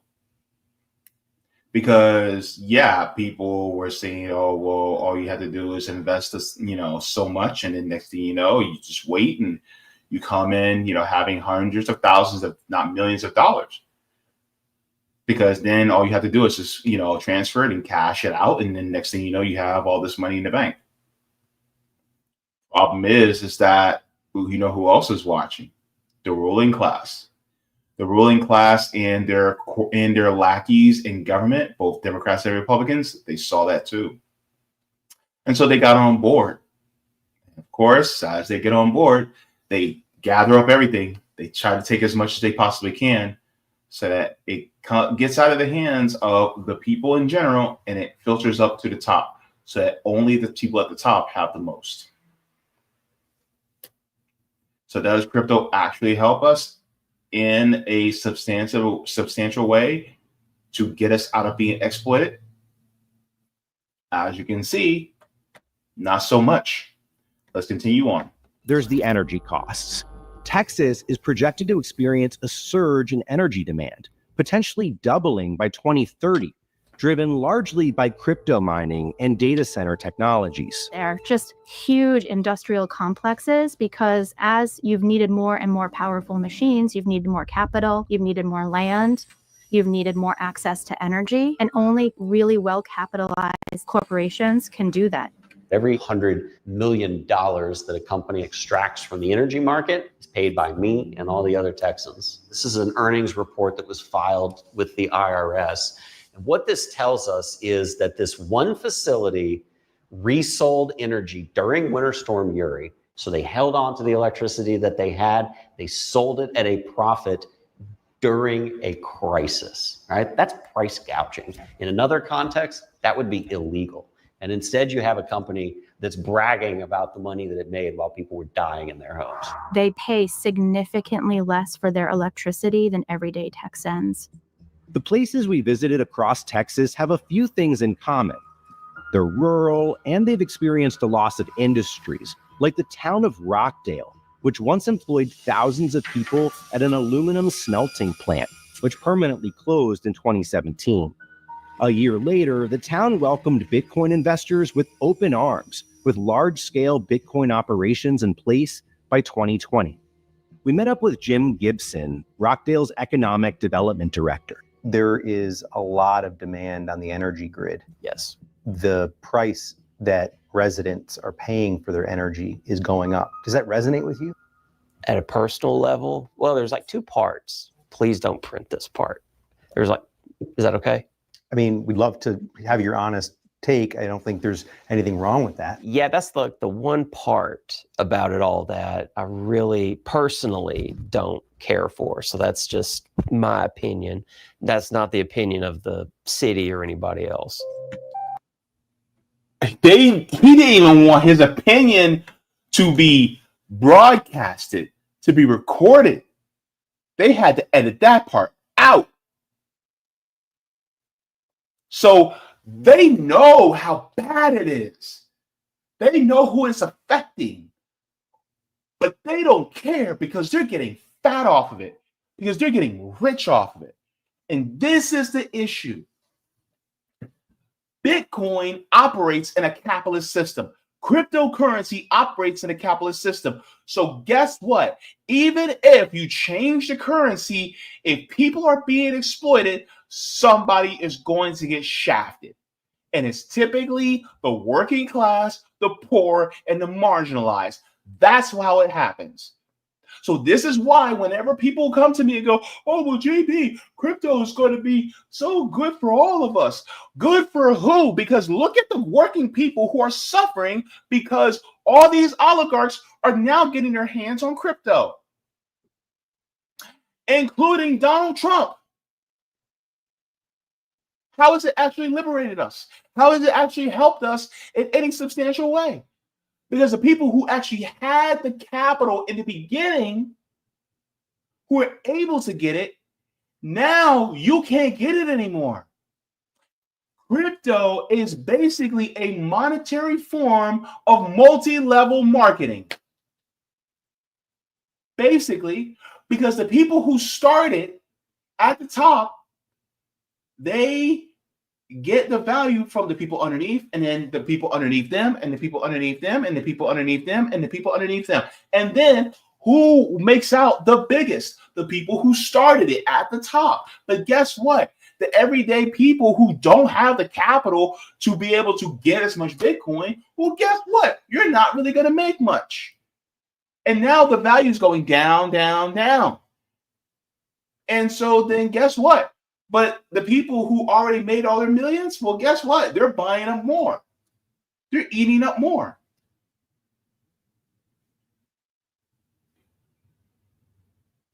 Because now they have the funds, they have the resources to do so.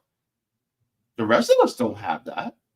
How many workers do you know that are actually on the stock market? And I'm not talking about 401ks. I'm talking about people who actually are on the stock market making a significant amount of capital.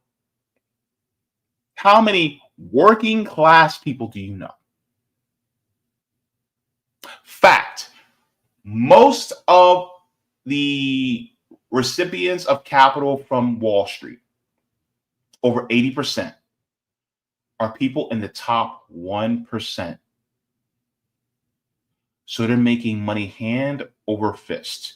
You don't think that that's not happening in crypto? Elon Musk came out with Dogecoin.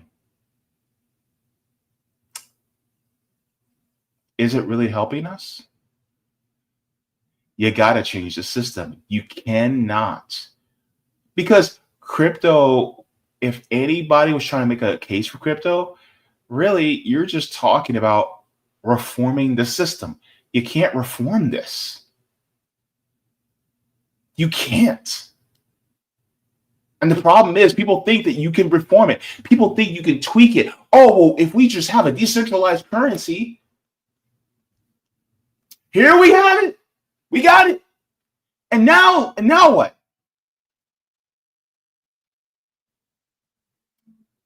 Who's suffering? And the thing is, you need those computers to mine crypto. Well, guess what? How many people have enough money for those computers to mine all that? How many people, working people, have enough money to be able to pay for the electricity for all that computing power? How many people have enough room in their homes to be able to put enough computers in there in order to mine that much?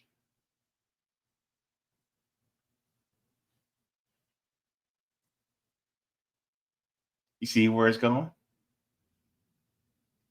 And this is the problem. This is why crypto was never going to save any of us. And the fact is that a lot of people that were claiming it was going to save us is because they wanted us to invest in it so that they can make more money. Because once we invest, that means that technically it's going to be almost like a pyramid. They're at the top because they invested early. And then once we invest, they make more money off of us.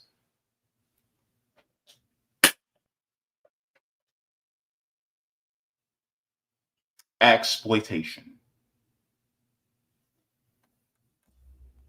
Exploitation.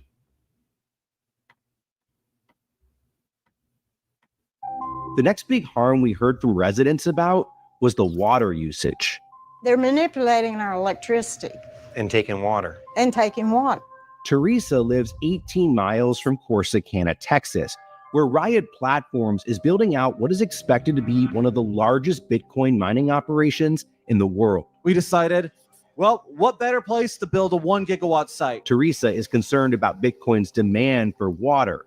Corsicana's mine is projected to use up to 1.5 million gallons of water per day. That's an eighth of the city's water supply. She took us to nearby Navarro Lake, which she says dries up every 4 to 5 years. So this is the lake that you are concerned that the Bitcoin mining companies could be drawing water from? Yes, you've got a lot of people that have moved into this area. Last thing we needed was more pressure on this lake.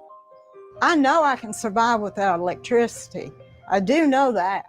I can't survive without water. Our politicians keep going with the corporations, even knowing that they're not being honest. They don't care about us. They want that money.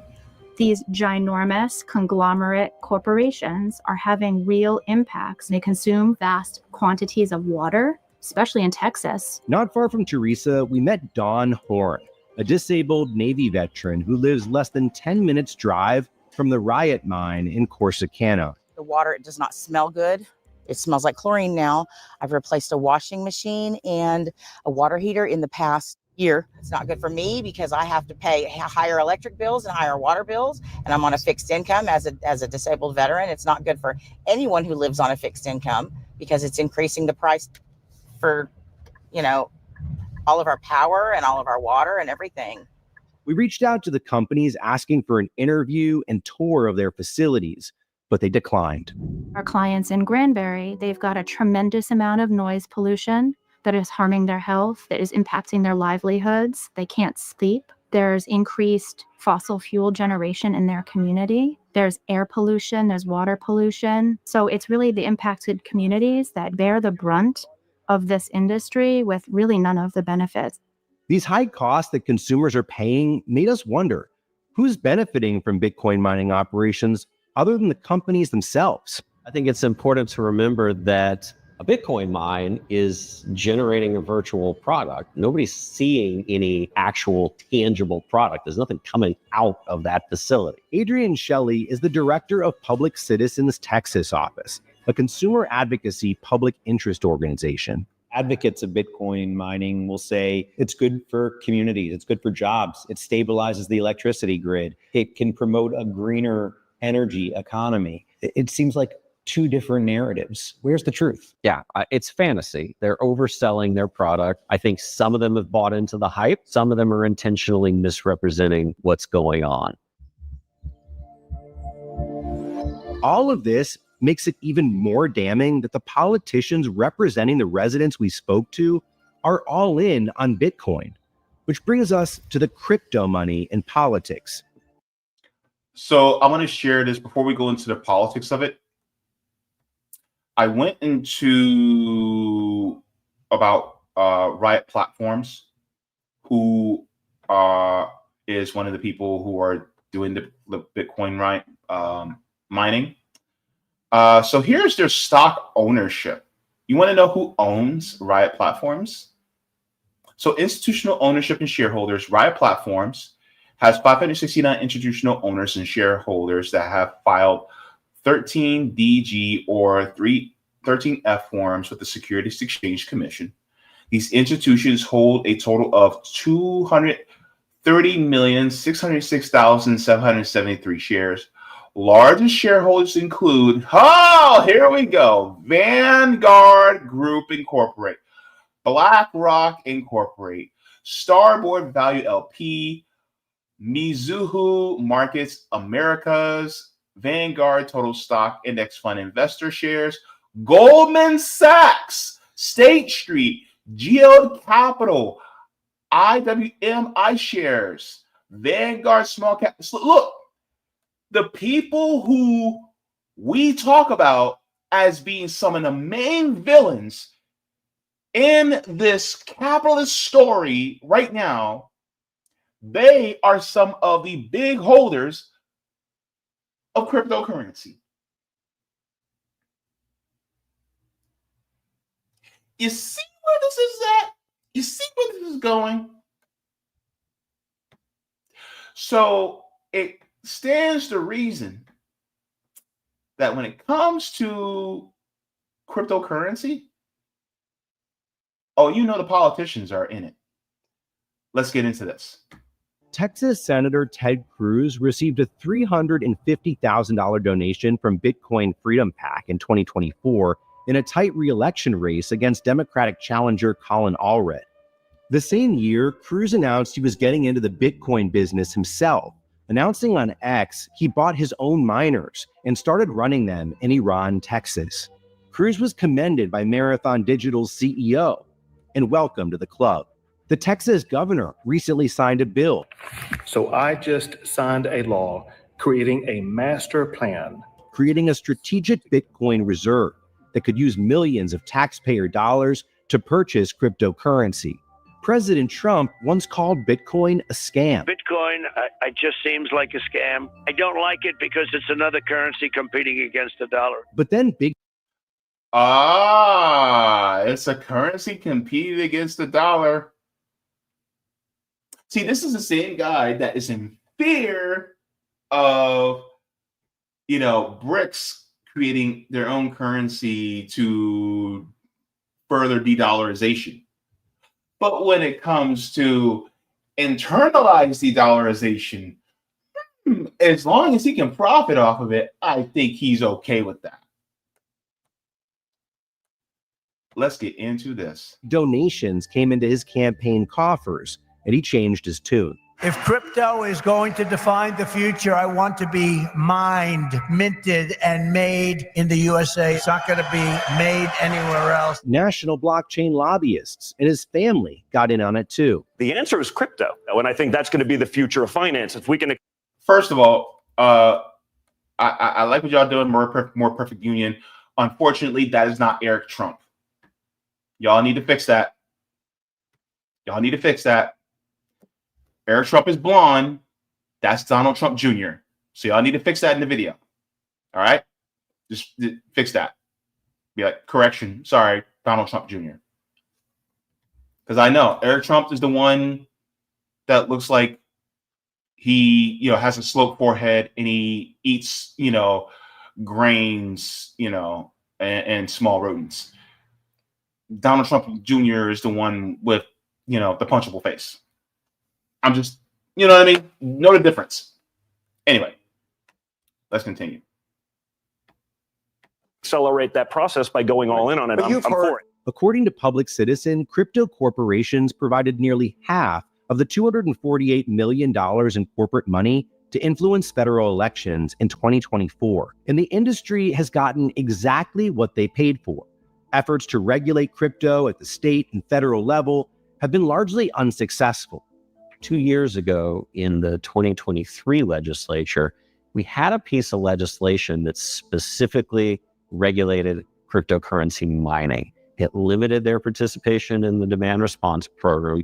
It prevented them from getting local tax breaks, and it required them to register with ERCOT. It didn't even get refiled this session. For a bill that passed the Senate to not even be refiled this session, that says to me that lawmakers' minds have been changed by something about whether this is an industry that needs to be gotten control of or not. We reached out to the senator who sponsored the bill, Lois Kolkhorst, but she declined to be interviewed.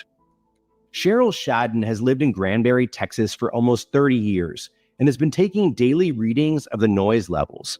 She works as a nurse anesthetist and says she hasn't gotten a good night's sleep since 2022. And her backyard looks directly onto the giant facility. What do you say to some people watching this who would say, I couldn't live there? Why don't these people just move? My house is paid for. My house and property are paid for. Who would buy this place? You have to disclose. My property value has gone down 75%, and that's according to Hood County Appraisal District. The reality is my property value is worthless. So that's another thing. Well, it's depressing the people's property values or their whatever generational wealth that they may have had is being cleaned out. And also, she says she's a nurse anesthetician. Basically, she is an anesthesia nurse. If I'm going under, and if my surgeon, my surgical assistant, anesthesiologist, and anesthesia nurse are not fully rested, I'm going to be concerned. I need these doctors in that operating room to be fully rested. And if they live in an area where you have crypto mining that's inhibiting their ability to rest properly, I have a problem with that. Because that's now putting my life on the line as a patient. You see where this is going? So I'm going to send, if you guys want to watch the rest of that video, it's really good video to get into. But, I think the case is made, right? There's a lot of times people will say, well, a lot of people were coming to me and saying, JB, well, crypto is going to be helpful for the working class. Look, if it was helpful for the working class would be doing a whole lot better. But as we can see, we're suffering. We're continuing to suffer. And it's kind of hard to invest in something when you ain't got no money. And so now this is just another vehicle for the wealthy to get even richer, as we can see. And yes, Trump even has his own coin now, which means he can make hundreds of millions, if not billions, off of it. The rich is getting richer.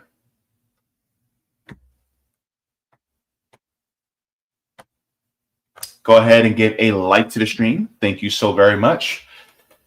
What you guys think about that? Are you guys invested in crypto? What do you think so far? I mean, has it really worked out for you, or has it not worked out for you? Or did you try to get invested and you can't get invested? How? How is it working for you? Or did it not work for you? Or do you have an experience like this? Let me know in the comments, okay? All right, so let's go into, let me check, see if we have any Rumble rants. I think we're good.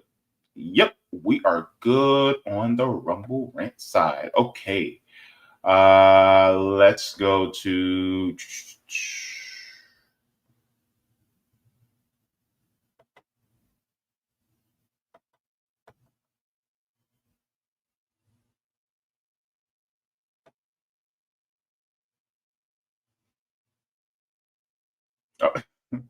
I'll start off with this. I'll start off with here. Let's go to Roger. Roger said, sorry. Okay. This is from Tallahassee Democrat. It says, group asked judge to block new restrictions on the Florida Amendment signature gathering. Okay. Thank you very much for that. So Roger says, actually, let me enlarge this.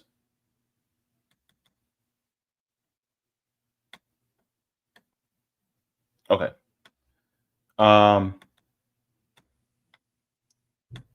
Hey, come on. Okay. Says James, this made my day that the young lady that you had is willing to have the RB and Uhuru tag team marriage. Once she said something about taking action or something like hitting it where it hurts, I'm like, yo, I just brought people together. You see, mutual aid is humanitarianism, but direct democracy in governments and over the economy is empowerment. So Florida does not allow for out-of-staters to come in and help collect signatures, but I got some ideas for some initiatives. However, nothing can really move until you do something about the revenue stream so that you can fund these things, as well as improving citizen ballot initiative process.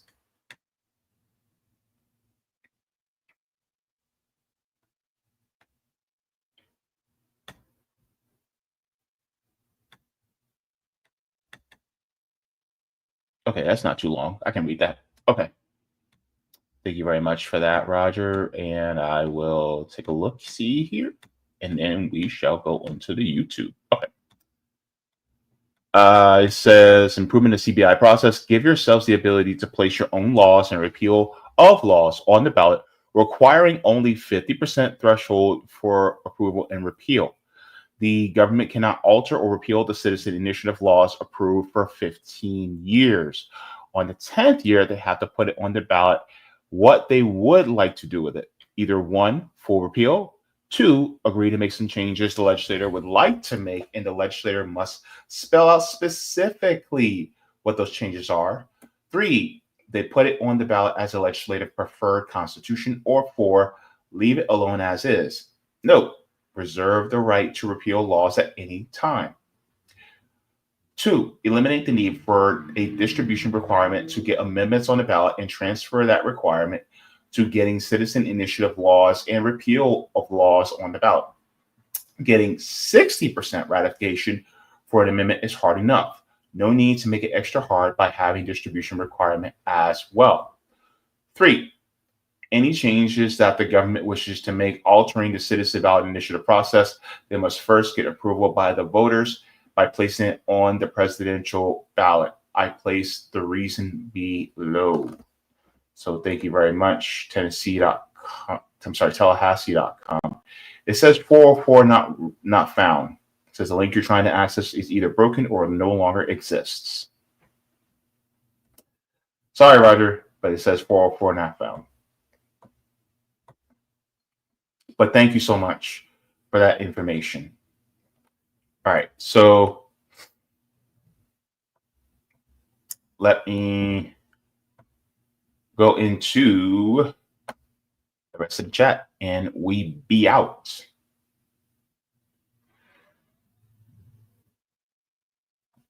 I did tap the link in the DM. Hang on. Or did you? Yeah. I just read the DM.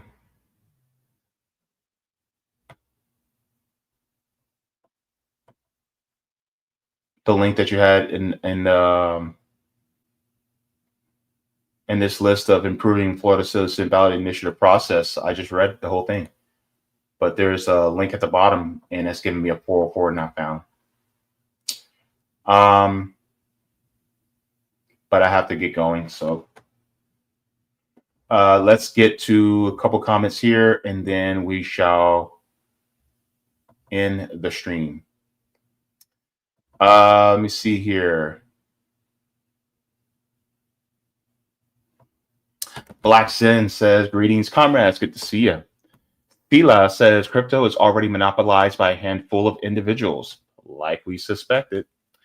Chima says, the Forex day trading hustlers are probably worse than the crypto bros. Look, I'm going to tell you right now, I keep getting these trading people in my comments, and they used to say the same thing over and over again. Now they're commenting on what I stated in the tweet and then saying, oh, but this person helped me, and they'll tag that person. You know what I do with all those tweets? I block them. Every person that comes into my comments trying to get me into some type of trading or crypto or whatever, they get blocked immediately. I not only block the person that they tag, I also block them. Because responding to them gives them engagement. And I don't want to give them engagement. So guess what? They only get that one little view from me and they get blocked. But they're not just doing it for me. They're doing it for other people to see so that people will click on there and engage with them. But also, I report. I'm like, this is spam. No. I'm going to report it as spam. No. Get off my time. Hate that. Anyway, Roger says, bring Derek Bailey on the show if you can. He's only one state over in Georgia. I do not know who Derek Bailey is. I will have to look him up. He says, James, I'm 48 hours younger than DMX, and I'm 48 hours older than Ted Cruz. Look, I'm going to tell you right now, I got a lot more appreciation for DMX than I do for Ted Cruz. And by the way, I miss Earl. DMX's actual first name is Earl. Edward says, when crypto first came out, people were making money, but it was because the government and the banks did not have a hold on it. Now the banks have control over it. Not so great and unhealthy. Yeah. Unfortunately, that's the way it goes.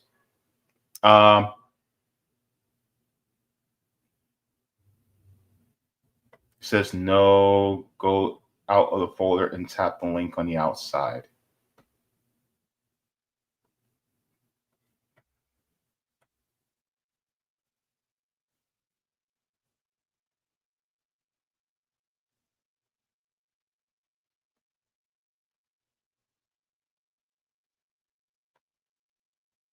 Not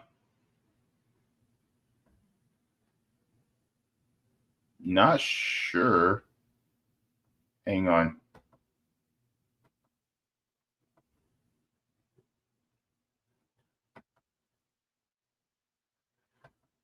Oh, okay.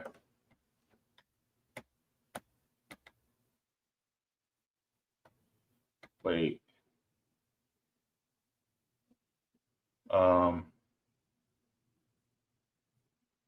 But I already read that.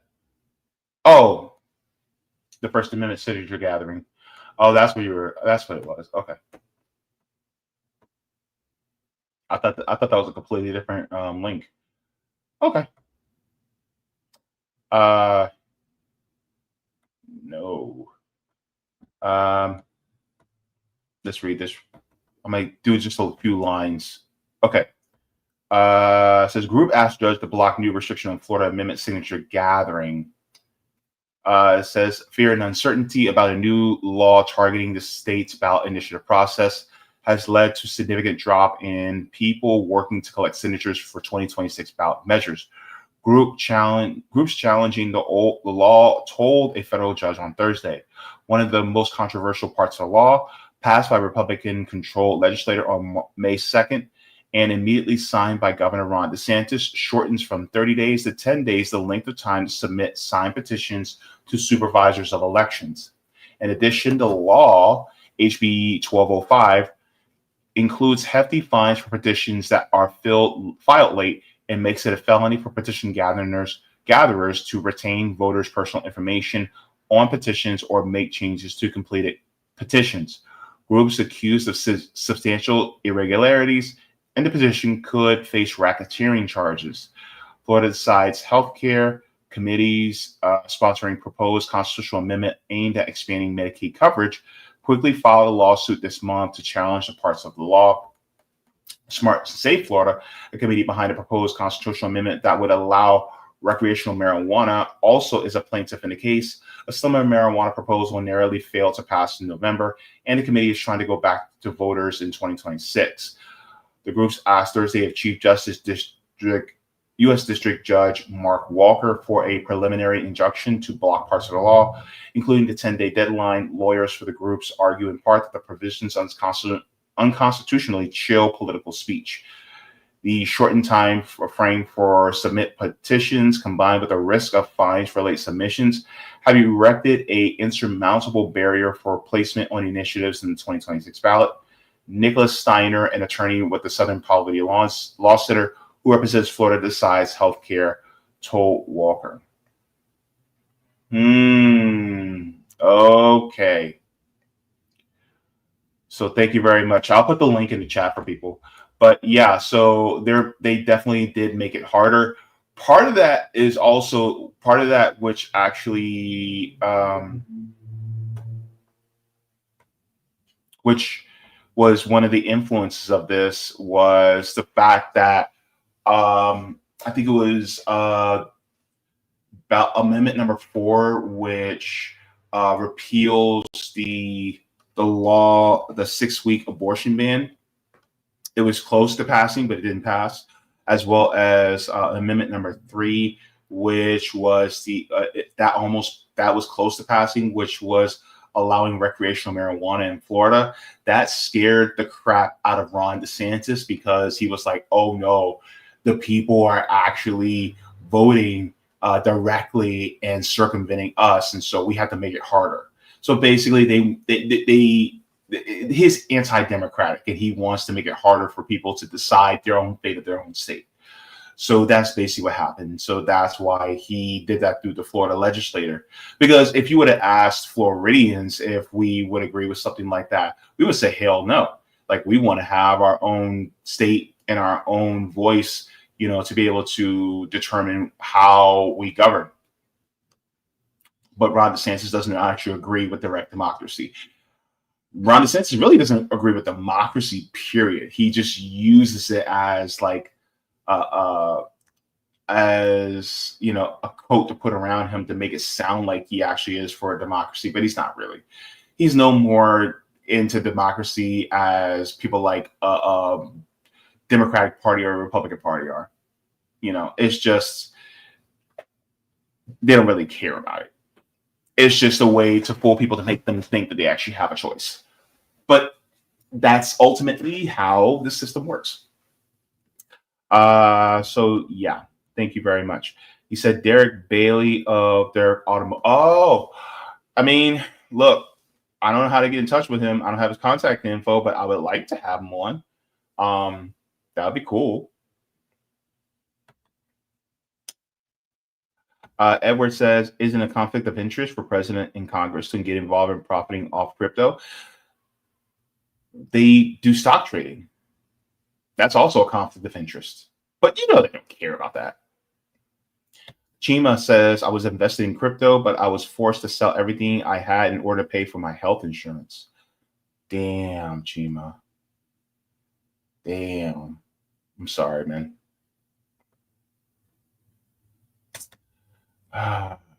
See, and that's one of the issues. Like, the system is the problem, because even if you make money off of crypto, you're going to have to like sell it all in, with things like healthcare. Like if we had universal healthcare, if we had a nationalized healthcare system, people like Chima, you wouldn't have had to do all that. Savita says Trump is all about money for himself. That's for damn sure. The man got a gold toilet, Oh yeah. And Roger says get rich quick schemes. Hang on. He said it says JB, there are scams and shortcuts to wealth. All this was born at the end of the Reagan administration when I graduated high school. I came into a world where job security was gone, making society fertile for get rich quick schemes to fill that void. DeSantis alert update on how he's affecting the CBI process in Florida. Alert. Yeah, I just read that. But yeah. And so unfortunately, that's the way the cookie crumbles. But we are done. We are finished. And so we're going to head on out. This show, of course, went a little longer than I wanted, but that's the way the Fig Newton crumbles. But one thing I do want to do is I'm going to try to... I want to play this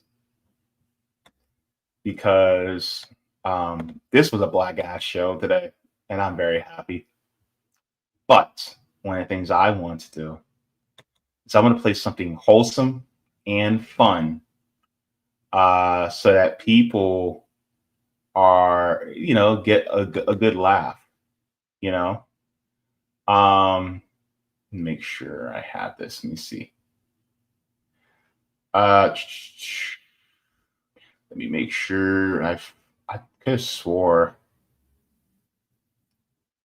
Here it is. I gotta play this because this is fun. I think look, black people, we're gonna find rhythm and dance to pretty much almost anything. It is hilarious. This is why I love us so much. So look, I'm going to say this as my closing, as always. Thank you so much to Miss Andrea Rosario-Gborie for coming on. Thank you to Miss Akile Anai for joining as well. Look, water your plants, water yourselves, leave the world better than you found it. Smoke them if you got them, drink them if you got them. If you ain't got them, then watch something funny because joy is revolutionary. Read because reading is fundamental. Down with this capitalist system that is continuously exploiting and making our lives worse. And up with all the people who are marginalized and continue to make sure they're all free because nobody's free until we're all free. So thank you very much to everybody for joining in. I love you so much for watching. Mwah, forehead kisses. We're going to end with something fun, guys. I want you guys to dance. We're going to be dancing to Law and Order, guys. I'll catch you guys in the next one. You guys have yourself a great evening. And be sure to tune in to Sabby Sabs in 15 minutes. I'll see y'all in the next one.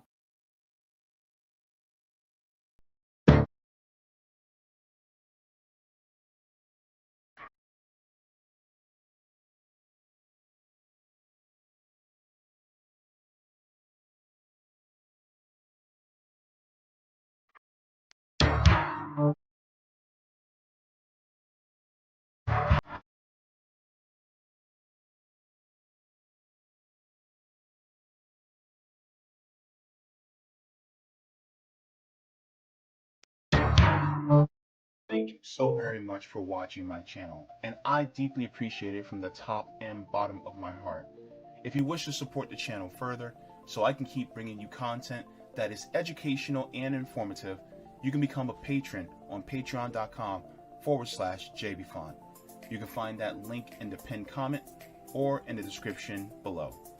No matter what you give, you'll be supporting independent media and education that helps make the world better.